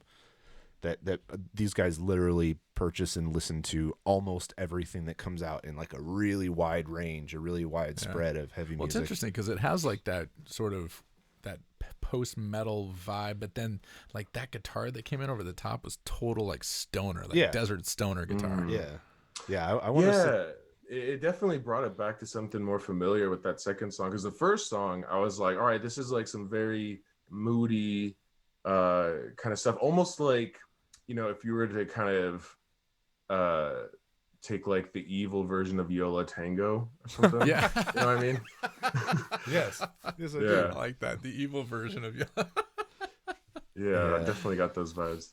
So this Cancer Man thing, the second album, is actually just a single song. Oh. It's just a single 3.5 minute song. So I got to hear this. Oh, okay. Like, did they write a regular song? With like, verse, chorus, sweet guitar solo. It's really only one song? Yeah. Huh. I think so, maybe. No, one song. That's it. All right.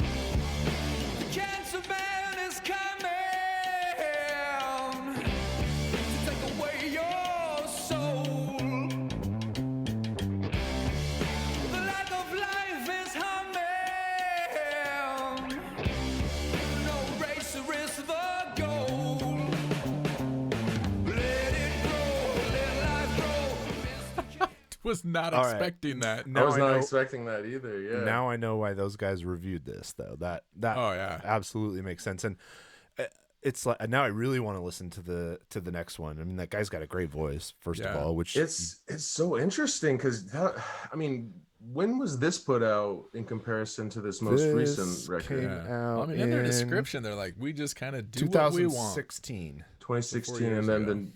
Oh, okay. So I guess yeah. And the new one is 'Cause when? I- 2020. Oh, just barely. Yeah. Yeah. yeah.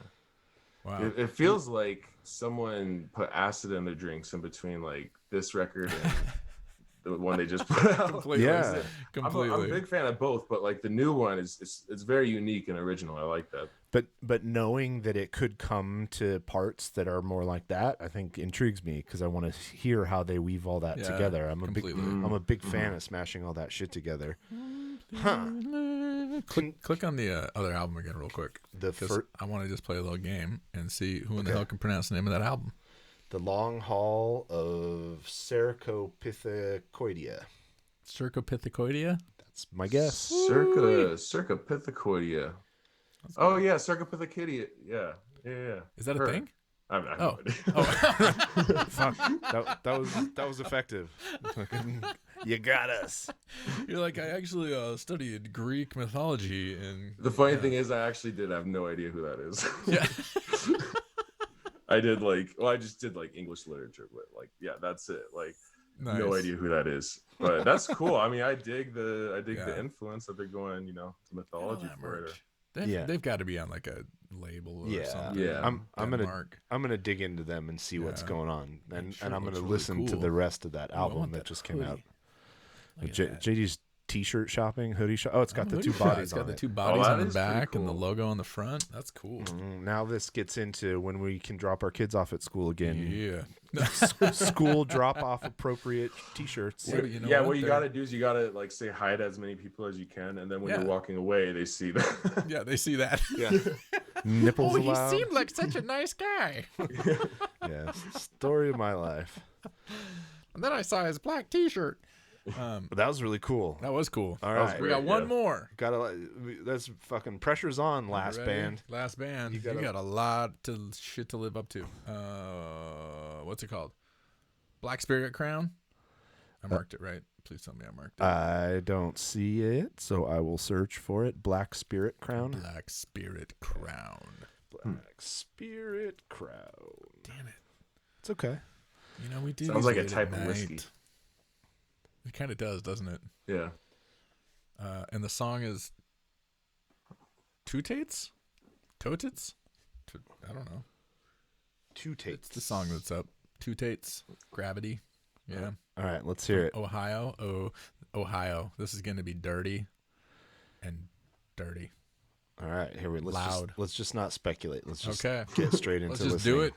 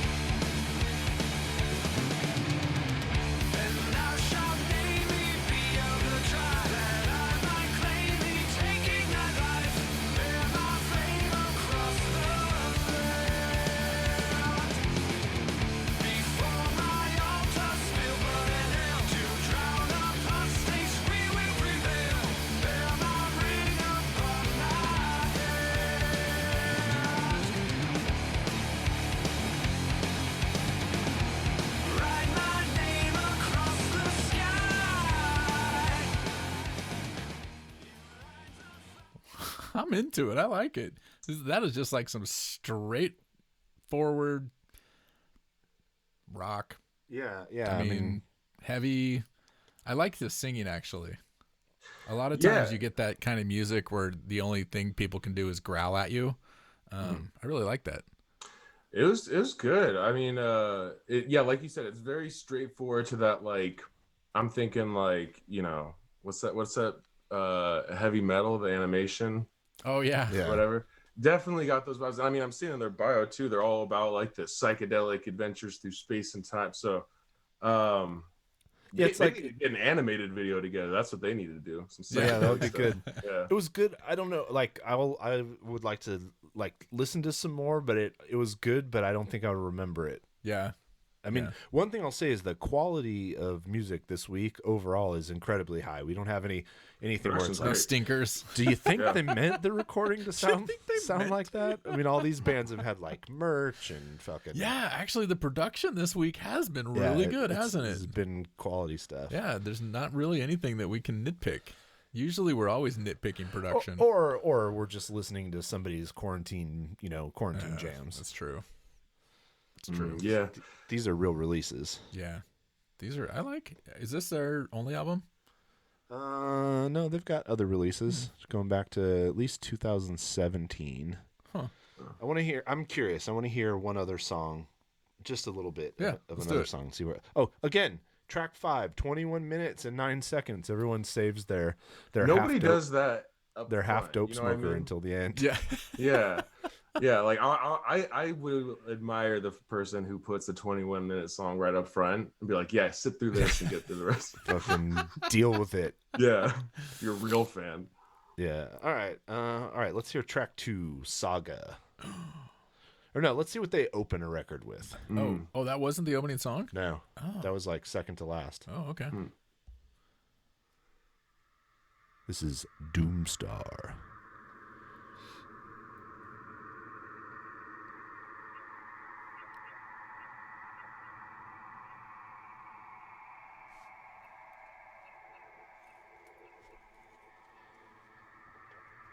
I should have expected this. You got to get to space first. Oh, yeah, So that's it's right. okay. We have to escape velocity. I've done gravity. it. Yeah, shut up.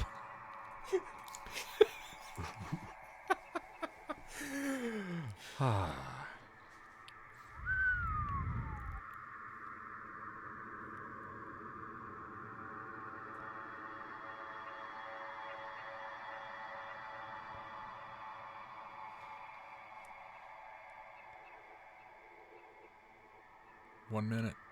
So how much intro like this do you tolerate if you've never heard of the band before and they like come through your feed and Facebook and you press play? Do you sit through a minute of that? No. No. No. I mean, unless I already know them. Jesus. And I'm usually pretty patient sitting through whatever, even if it's super ear piercing. But yeah, if I heard this, I'd be like, well, best of luck to you guys. All right, let's hear it once it kicks in, like halfway through.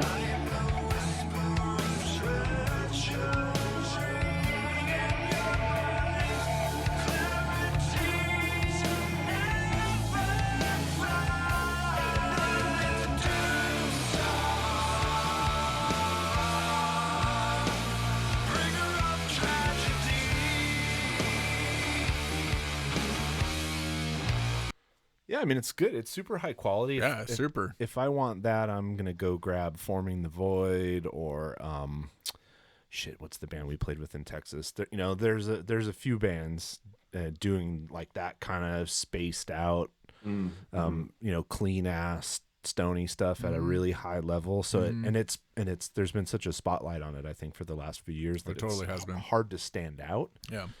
But it's good, really talented. It's fun, yeah. I think I think it's really fun in the sense to go in with the whole space thing, kind of like where you get bands that go, like Ghoul or Guar, Yeah, totally. that go for something like that. I mean, I would love to see some guy just like in like a black caped, like hood and everything, just walk with like a serpent staff throughout the crowd in the middle of the set. Like, how cool would that be when you're watching this band? That would really bring it to the next level. Completely.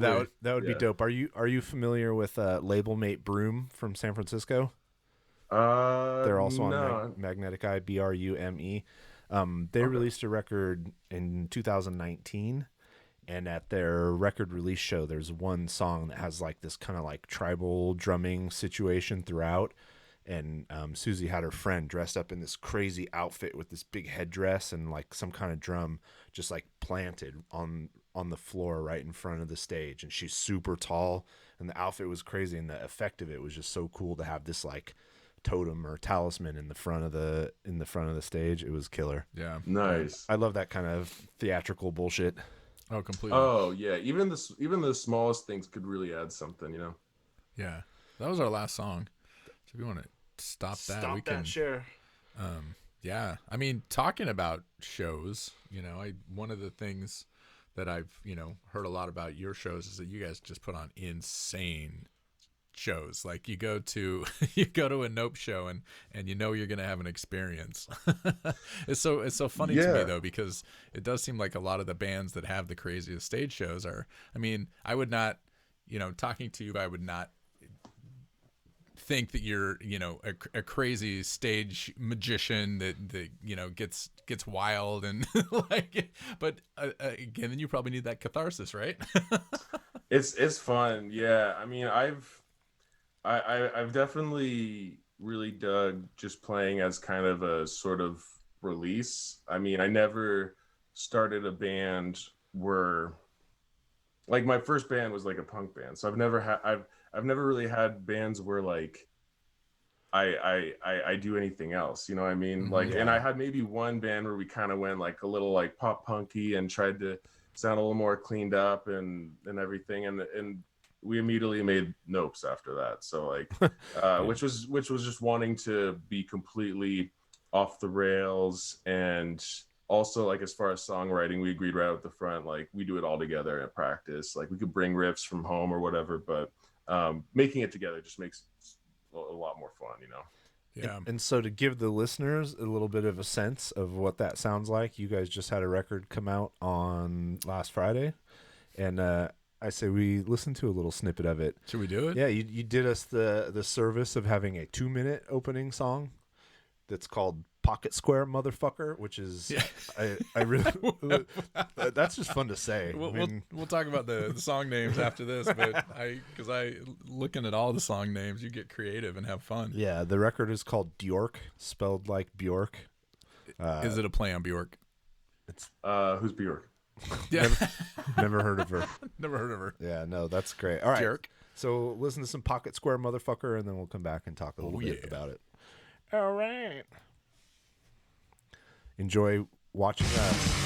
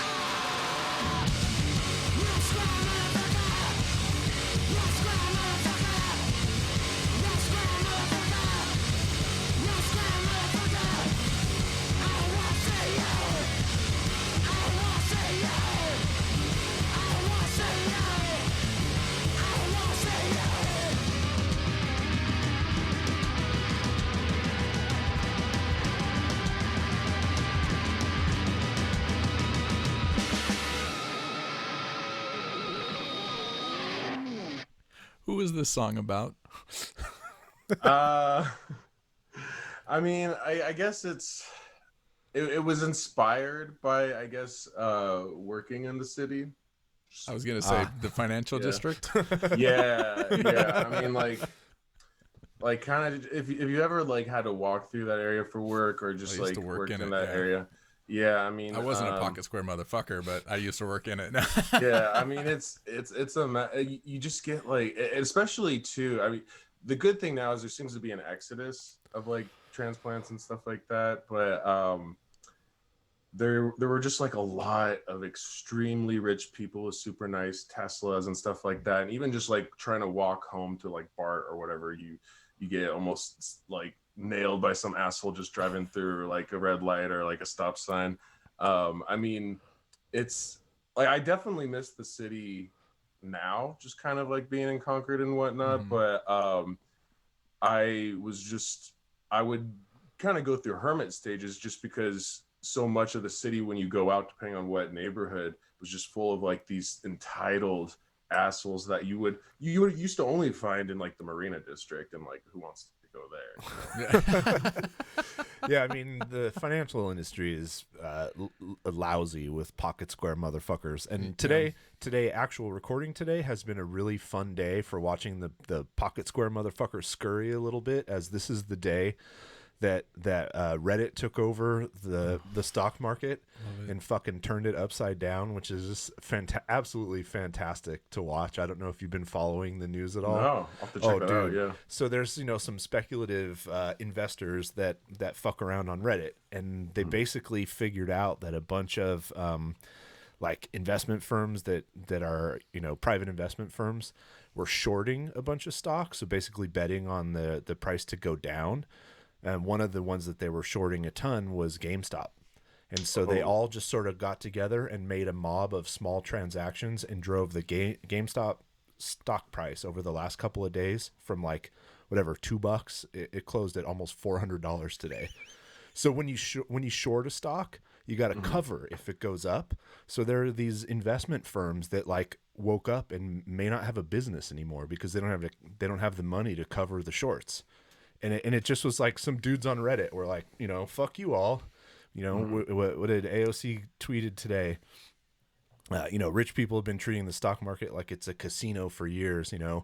Apparently they don't like it when other people figure it out, because they're immediately calling for regulation and halt trading. Like billions and billions of dollars. So it's been a few stocks that this Reddit mob has been roving around, turning upside down. So I love it, man. It's fantastic. Yeah, I don't know if you saw Wolf of Wall Street, but it definitely reminds me of all that. Someone said it's like Occupy Wall Street, except online and actually effective. Yeah, it seems like they made quite an impact. Yeah. Wow. Yeah. It's like, oh, we figured out what you're doing. Yeah. And now we're going to do it right back at you. No, but that song was great. So in kind of that like 2/3 of the way through middle section where it got all wild, what was that like weird melodic noise underneath? Was that a second guitar, or was that some keyboards? It was like doo doo doo doo. It was like just another guitar. There was another guitar. Yeah, it was like it was probably pedaled all to hell, so it sounded kind of weird. But Ellen, she spends a lot of time with guitar work. I mean, digging through just different guitars to different pedal combinations. I mean, it's to the point where like sometimes I'll see the pictures sent to me of like different setups, be like, I've heard this setup and here's like the sound. I'm like, oh, this sounds really good. And it'll be like almost like conspiracy pictures where it's just like, instead of different Post-it notes, it's different pedal combinations. But it pays off so well, because I don't know anyone else like that obsessed with like perfecting their sound. And she really pulls off some amazing sounding guitar work on the record. And I would say honestly, in as noisy and raucous as that song is, and as you guys are, you usually don't find the gear and pedal nerds fucking around to get those weird tones, because there's chaos. You're running around the stage. You don't necessarily have the time to like. It's the stoner bands and the shoegaze bands that stare at their pedal boards all day. So you gotta be on the ball if you're gonna fuck around with your tone like that in a band. Oh like that. Yeah, I mean, and that's the thing too. It's like even just the music we listen to, it's very eclectic, and we don't like the feelings of like being boxed in, whether it's the music you play or the music you listen to. So we've always been really open to doing something weird, whether it's a song idea just for the record or an instrument we want to somehow include. Like now, aside from like all the pedal inclusion, our drummer has a double bass drum, and then I just got a looper. So okay. we have no idea where the next record's going. Yeah. It's going to be a fun one. I mean, Yeah. a looper definitely opens you up to like just more noise on stage. Oh, definitely, yeah. Which could be a lot of fun. Yeah. I mean that song and your band is exactly like, say we got whatever, say Trevor from Haunt or somebody like that hit me up and said, we want to book a show. And I was trying to put together a bill. We were trying to put together a bill that like went a bunch of different places, which is what I usually like to do. I feel like we could stick a band like you on almost any show, regardless of who kind of the headliner was, and there'd be a way that it makes Broad appeal. Yeah, there's a way that it would make sense to everyone, even if they didn't know who you were, they weren't expecting it. They didn't. I love bands like that. As a promoter, they're great because it makes our jobs easier, but also I just like exposing people to like, hey, there's this chaotic thing that you didn't know exists, and I bet you'll like it, even though you got your battle vest and your fucking wrist guards. Yeah, no, I feel that, and I mean, I've always really liked that aspect of our band because I didn't think that was going to be the case at first, but we've played with a lot of really purely indie sounding bands. Like one time in San Antonio, we played like this like bar opening with acoustic acts, and then it was us. So I mean, we've really played with like a bunch of different, like we played with Bob Log the third and Dallas, like, and I mean, I feel like so many musicians were really into like punk and just the feeling of playing unhinged music at one point in their life. So a lot of people, no matter where they are musically, can kind of relate to that kind of thing. Yeah. So it's been a really nice thing to kind of just take advantage of. Like our last show we played was a show that was a Valentine's Day show with like, I can't remember the band names, but they were like really big bands that were like super indie and have like impressive numbers on like Spotify, where we're kind of like more on like the Bandcamp like numbers of Spotify. Yeah. And so like I mean it's nice in the sense that we're able to surprise people, because like I used to do stand-up comedy years ago, and I love Andy Kaufman. We actually cover an Andy Kaufman song at Nope shows. I Trusted You. That's and then rad. we just go ape shit for it. So I've always really liked I've always embraced the like, oh, there's nobody here except this guy who's like the only guy at the like, let's entertain the fuck out of him.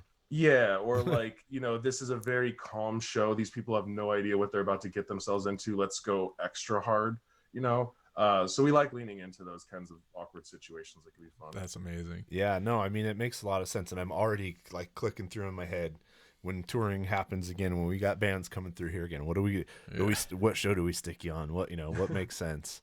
And especially once it's safe to be at the Caravan, which is like the downtown San Jose dive bar that holds 98 people and has no stage, and like on a good night is the most fun place anywhere to see a show, when you just have the right mix of people and bands, and it's such a fucking blast. Nice. This is true. This is locked in the back of my head there. So where I said I wanted to sort of broach the subject again before we listen to that song, but do you write all of the lyrics, and who comes up with all of the names? Because I gotta say, there was another song on there that was the Son of Sam's Club, which is just fucking amazing. Yeah. I would say, okay, so I write all the lyrics, most of the song titles, a few of them, I think maybe two, maybe one. The main one I could remember is Drink the Cat, Ellen came up with. Smile Room, Ellen came up with. And I think for the most part, I came up with the other ones. Yeah, I'll tell you my favorite right now, because I just saw it, and it's an absolutely perfect reference, because it is my most made fun of song in the history of time, and that is Amber is the Color of Your Alert. Oh yeah, yeah, that was a fun one to write. Yeah.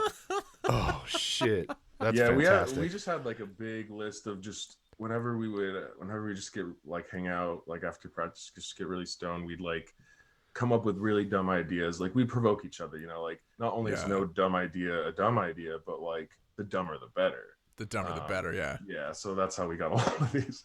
That's amazing. Yeah, that's amazing. So where did you I'm sure it says on there, but where did you record it? Go do it, Jeff. This one we did, we did with Jack Shirley at his new space in Oakland, because before he was in East Palo Alto. So he's now at a new spot, and he's got, I think there's someone else that like has the studio with him, because like he's on like one side, someone else on the other, but I think they combine gear too, so it's a much more improved experience than what we were used to, which was already so nice and like such a top tier experience. But the cool thing with Jack is like he's very well versed in sound engineering. He knows what he's doing. He's got a lot of really, really cool gear, and is used to all the noisy bullshit that people throw his way, all the stuff that kind of goes against the typical recording, like, hey, we want to blow this out. Like our last song, we said like, hey, we want to like make this almost unlistenable, like at the very end. Like, is there any way like every time it plays this riff at the end for like the last 10 seconds, we can make it louder to the point where it's almost like fuzzed out? And he manually just like with the tape, like turned it up each time for us. So like he's really open to ideas. And I think from working with him for like, 5 years or whatever now, it just makes us more open to just try some stupid shit. Like our bassist pulled out his trombone for the record, which we didn't think would happen. So fantastic. That's amazing. more I said more horns, more brass. Yeah, I don't know why we don't get some of the like the big brass, for especially when you get into like doom and really heavy stuff, like some tuba, some just the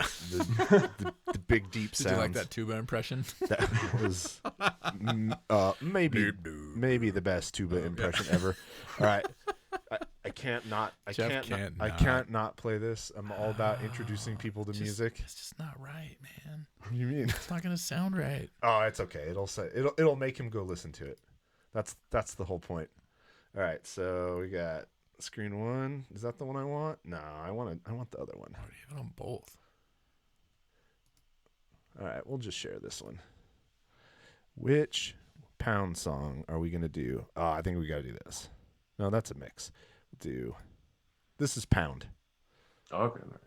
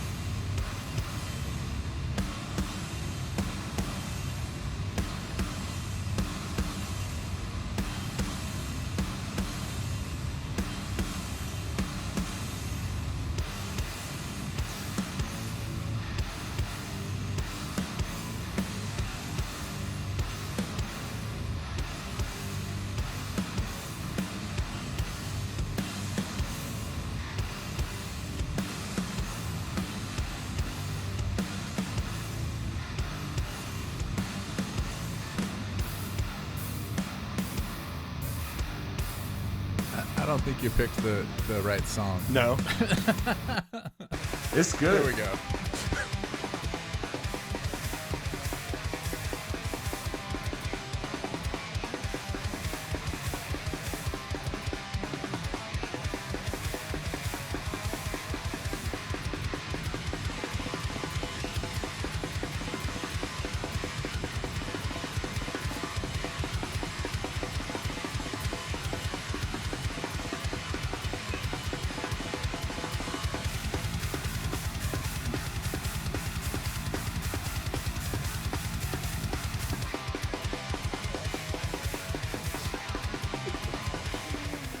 Oh, it's so insane. Are these guys still active? Oh yeah. Yeah. Well, when did they start? God, they've been together for years, I think. Yeah, like 6 or 7 years, probably. 6 years. They're from Okay. Seattle. They toured They're constantly. cool. Yeah, I Ryan. get, it's so interesting. I get like you know the body, the two piece. Yeah. They like it's. I kind of got those vibes in the beginning, but now with this is like it reminds me so much of Lightning Bolt. Yeah, You know, and that's yeah. a thing Crazy riffs. that he talks about a lot too. Yeah. And he's just like he used to be a DJ. He used to work at KEXP in Seattle, and Oh, is okay, like yeah. been around for a long time and is super active as like a booker, like promoter, really well connected. Who did they they recorded with, like Dave O'Terry, I think they said, for the last one. They drove out to Colorado in the middle of the pandemic to make a new record.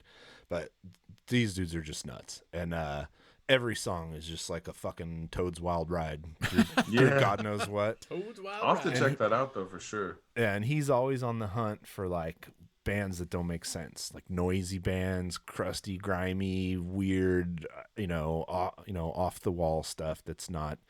He just gets mad when he hears like a normal song that's been done a bunch of times over. Yeah. So I think he would appreciate you guys too. Yeah. Yeah, no, I love listening to that kind of stuff when I work on like animation or something where I just need to listen to something for hours. Yeah. Like this stuff I could dive into for sure. And it's all instrumental, so there's no singing to fuck you up with words. Like when I'm fuck you up with words. well, like when I'm writing or working with numbers. Oh yeah, no, I just can't anything. have words. I just need to have only music. Instrumental is mostly what I listen to while I work. Instrumental. Yeah, completely. All right, last question. Last question. All right. Oh, this is a good one.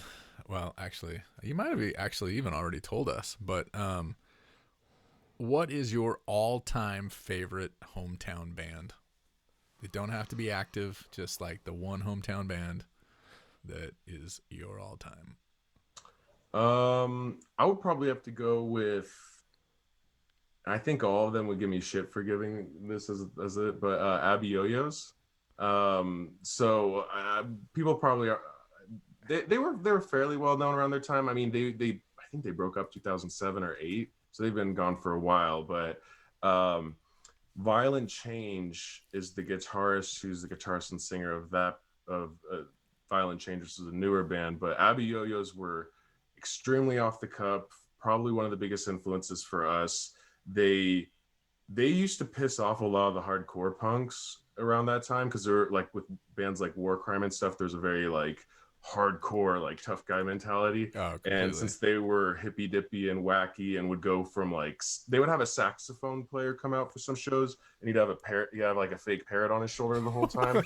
And the singer Sean is like one of the best singers I've ever heard. So when you get like an amazing singer with a band that like will scream their ass off, there's so much you could do with the music. So we love that. We've definitely have come across bands where you can like there's a vocalist who can sing really well, but then also do a lot of more dynamic. I mean, I just held up a fucking Mike Patton magazine. I'm obviously all in for a guy who can go from crooning to doing the vampire noises in the Will Smith movie and everything in between. But that's rad. How do you spell that?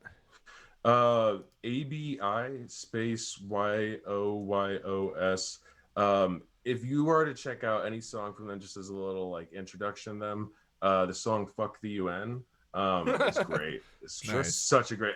I used to play that over and over again in high school, just like so into just how chaotic that song was, and just wacky. Like it's a cartoon. It's a very cartoony vibe too, in a way. Yeah. I'm always down. And so they're active like what, the like late 90s into the early mid 2000s. I think like early 2000s to late 2000s. That's about it. It was fairly short-lived, and there's some amazing videos of them playing at the ABC No Rio in New York City from around that time too, and you could really see how chaotic their shows were, and like I said, another influence musically, but also their live shows. Their singer was like a marathon runner or something, so he would just go ape shit and have a ton of energy. The Abby Yo-Yos, huh? All right. This is that. Well, Fuck the UN is on Bandcamp on some compilation. It's called really? Fuck California Dreaming Volume 2 by Bubka Records. Huh. Oh, okay. All right, let's hear it. Fuck punk. Oh, we're gonna listen to it. Let's do just it. a second. It's like 2 minutes long.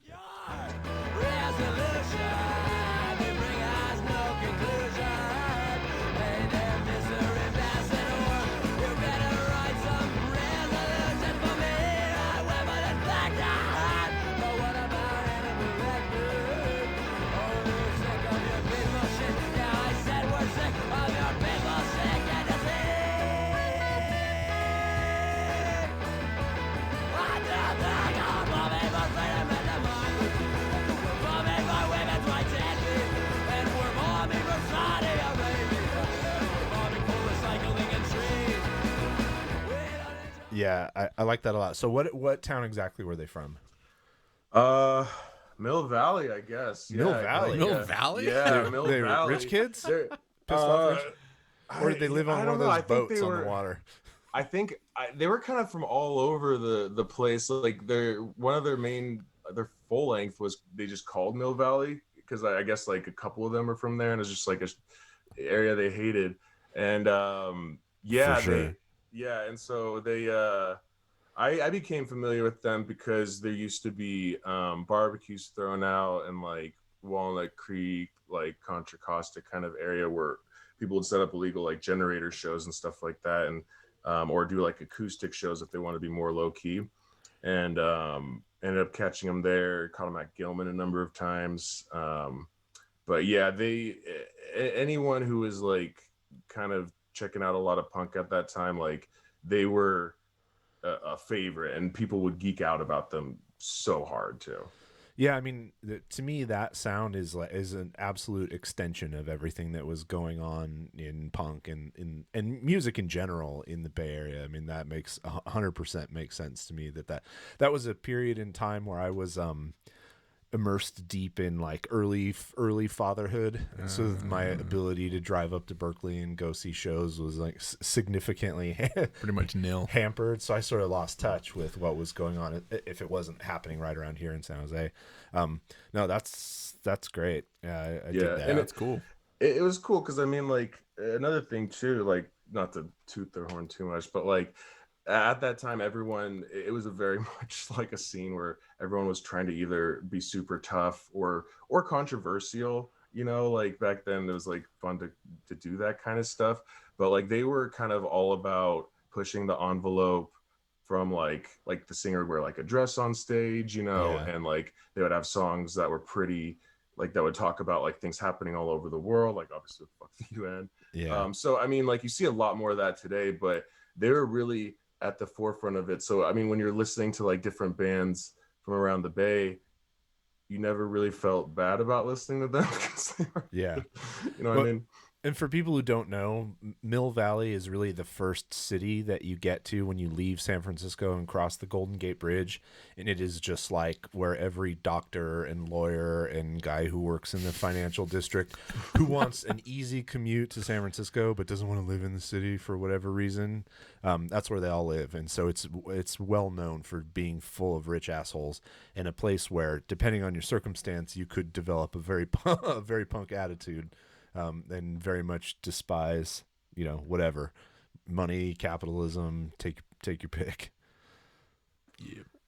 Sure. We get Bay Area local around here. I forget. It's like we casually say the city as if everyone in the world, everybody knows what the city is. So what? The Warriors have sort of conditioned everybody. Yeah, that is true. About the city, but prior to that, man, when you said the city and you weren't in Northern California, they're like, "What city?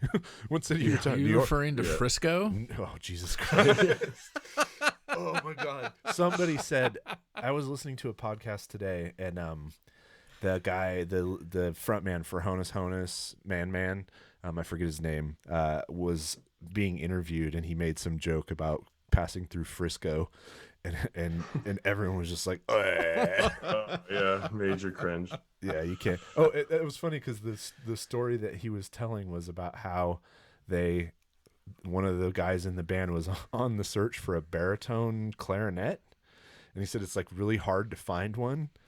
Speaking, have you ever listened to Man or Honus? I feel like you would like Man a lot. Man is like an amped up version of like Cake, but with more instruments and more prog and more just insanity. It's just a wild, super eclectic mix. Nice. He's like, yeah, we were on tour and they're hard to find, so we check Craigslist everywhere just in case somebody's got a bass clarinet hanging around. And so they found some dude who lived on a boat somewhere around there, Sausalito or something, and they went and met up with him, and he brings out this bass clarinet that's like trashed, like not even playable. And one of the other guys in the band had his phone in his pocket and recorded the conversation. as they tried to play this saxophone or the clarinet, and the guy's like, "Oh, it sounds fantastic," and it sounded like absolute like balls, like dog shit. And the very last track on the new Man record is a whole bunch of found recorded footage of his, like audio of him singing into his boombox when he was 8 and all kinds of other shit, and it ends with the pocket recording of the bass clarinet exchange. They didn't end up buying it, but that gives you an idea of like the thought process of this band. I like that though. Like are you familiar with Hickey? No.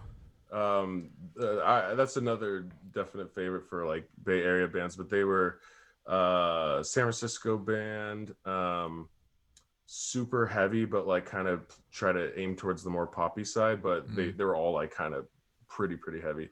But yeah, I would say if there's like a second one, definitely check them out. It's not for everyone, I will say, like, but it's fun. And I think their drummer's like in some crazy famous metal band now or something. Yeah, the name sounds familiar, but yeah. I mean, the Bay Area is famous for cranking out bands that are like, I fucking love them. They're not for everyone, though. They're not for everyone. Yeah. Something about the mix, something about the water here, the mix of things going on. That is a very common theme. Yeah. That's funny. Awesome. Well, shit, we crossed the 2-hour mark about 20 minutes ago. We did? We did. So wow. we'll go ahead and keep doing that. Let you go. Have a life. Enjoy your time in your studio there. Yeah, enjoy your studio time. Looks lovely. I'll have to get back to clean this place up. Clean it up at the parkside. Dust it. Yeah, no. So it was awesome meeting you, and for sure we'll follow up off podcast. But yeah, when shows exist again, we'll definitely be reaching out. For sure. Yeah, it would be a lot of fun. We'll meet up in person and do whatever people do in person. I don't even really remember anymore, honestly. I know, right? Yeah. Like, will you like? Can I touch will we shake hands? I don't know. Want a sip of my beer? Yeah. No. You want a top? Someone said, remember when bowling alleys were a place where you would go and stick your fingers into the 3 holes of a ball and then go back to the table and eat pizza and nachos? I might have to get my own ball. I don't know. Yeah, seriously. Yeah. Seriously. Yeah. Whew. On that note, yes. It was killer to meet you, man, and we will definitely talk to you again. Everybody pick up the new album that came out last Friday. The new album, it's on Bandcamp. Are you guys gonna? So there's a physical release. I saw there's an LP. There will be a vinyl release. Obviously, Magnetic Eye. Yeah, we got. Do you have those in hand? Yeah. Let's see. Show them off. Yeah, show them off. Let's do that. We got the nice. record, the back of the record, and we did have a buddy of ours do some help with the insert. You got a sweet poster too? No. Yeah, well, you got like a little lyric sheet. That's awesome. Oh, nice. You got his little design, Born to Fuck. Born to Fuck. Which when he drew that, we're like, we gotta buy that from you, buddy. Like that's too good not to use. And then awesome. Besides that, you could buy it digitally or on CD if you got a boombox or something. And you got your nice whatever chunk of the physical that Magnetic Eye broke off for you, so that you can sell some on your Bandcamp. So buy from their Bandcamp directly before you go to Magnetic Eye. Just FYI. Now we're never getting Jad on the show. Oh no! Hey, fuck, man! If Jad's not telling his bands to say that, he's not doing his job right. It all benefits all of them. No, it's totally true. They're not worried about that. That's the. For people who don't know, in a label situation, I don't know what your exact situation is, but for a lot of bands kind of at this level, the situation is you get signed and your compensation for the most part is a percentage of the physical merch that they produce that you can then sell and get all the money for on your own. So when you buy from a band on Bandcamp, they get the money. When you buy from that same record from the Magnetic Eye store, they don't. It's not the same. So I don't know what your exact situation is, but that's a fairly typical situation. Makes sense. You guys have been with them for a while, so maybe it's a little sweeter than that, hopefully. But yeah, I'll always support the bands. And there's a if you have them loaded up in time, you do already. This coming Friday, a few days from now is the first Bandcamp Friday of 2021. Oh, right. And on Bandcamp Friday, not only does the band get the money, they get all the money because Bandcamp takes a percentage, just a reasonable percentage. But on Bandcamp Fridays, they don't take a percentage of the band's cut. So if you want to directly support an artist, buy shit from them on Bandcamp Friday. And if you already have the record, you should just get a shirt or something. Fuck yeah, or both. Exactly. These, Ooh, that's a cool shirt. Yeah, we got a lot of talented friends, so we try to get them to draw some cool shit when they can. Oh, that's fucking rad. Does he hold it? Wait, describe it. Holding like a 7. So Is that a big gulp? Yeah, we got some satanic imagery for you. We got some 7-Eleven, a big gulp. We got a fat blunt right there. And a baseball tee, which is always fun to wear. Yeah, it's like it starts off as your standard pentagram goat situation, but then it quickly devolves into something funnier than that. That's awesome. Yeah, my girlish figure Go to YouTube. is not great for the baseball tees. I'm always like, oh, cool baseball tee. That'll look nice on somebody else. I love the baseball tees. Yeah, JD likes them though. Awesome. I don't wear them All a right, lot, man. You know. Well, Yeah, this has been great. we had one false ending. Yeah. This one will be it for real. Exactly. Yeah. Thanks for taking time out tonight. Yeah. Yeah, of course. Good. I mean, congrats on the new record and Thank you. hope it sells well. Good luck. Everybody check Yeah. out the Nopes. Cool. Exactly. Thanks again. Hey, take it easy. Have a good one. All right. No, right. You sounded just like No, what's his name? All right. No. All right. No, yeah, that sounds like Armchair Expert. Oh, Dax? Just the way it was coming out. Oh, Yeah. no, The Dax. voice sounded like his. Dax, I swear to God, the news boggles my fucking mind. He was on Jimmy Fallon last night, like in studio. Oh, really? And there were multiple news articles because instead of wearing a suit or a nice outfit, he wore like a yellow sweatsuit. Like, really? That's news? Why would you not wear? What? Who cares? That's stupid. Either way. You don't. It's a new day and age, people. Yeah, Suits don't exist anymore. Yeah. Well, and plus, don't we have other shit to write about? Other shit to worry about? Yeah, no shit. It kind of feels like maybe spend your time writing about something else. Just me. Yeah. Awesome. Well, that was killer. That was it. That's an example of us doing an interview with someone that we literally spent 2 minutes on a pre-conversation with. Yeah. Didn't know at all, and he's fucking awesome. That's totally awesome. That was fun.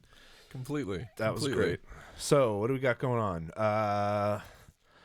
Shit, I think we're good. Are we good? Yeah. So, buy the Nopes album. It is out now. Buy it. Hit him up on Bandcamp. Came out Friday.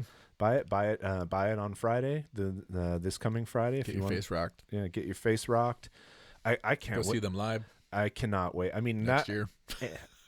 Amber is the color of your alert is already my favorite song title of the year. Honestly, I can't wait to hear this. The best. I can't wait to hear the song. Yeah, when I saw that Son of Sam's Club, it was like, oh, Jesus. I hope they at least stole one of the little musical cues in that song or lyrical cues to fuck with it. The do do do do do that stupid guitar. Whoa. Oh, that fucking song. Amber. No. Amber is the color of your energy. Incubus. What was that? That was Incubus? Yeah, that's Peanut, right? I don't know. I think I have one Incubus album. Oh, Mr. Cool Guy doesn't know. I don't know my Incubus. I'm sorry. No, I just know that song. I had one Incubus album, and I really liked it. Yeah. I don't know if it was their first one, their second one. I don't know what it was. That song gives me violent fantasies. Yeah. Yeah, it's very bad. Yeah. So, Not anyways, well, what a lovely note to end this on. Incubus. Go see them on a tour boat someday. What to do though? What did we forget to do? Corn. Take a shot, Justin. That's all. I think we're done. Thanks for joining us for another episode of Blynd Submyshynz. Are we out? We're out. We out. Thanks for joining us for another week of Blynd Submyshynz. See episode description for links to all artists discussed in this episode, and visit their sites to support them directly by buying music and merch. Share links to the podcast or YouTube videos with your friends, especially if they're in bands. Bands, If you want us to listen to your music on a future episode, please submit one song to blyndsub@gmail.com. That is blyndsub, BLYNDSUB @gmail.com. Bandcamp links preferred, but not required. Find us on social media at Blynd Submyshynz. Full video episodes are available on our YouTube. Remember, we go in blind so you don't have to. Blynd Submyshynz.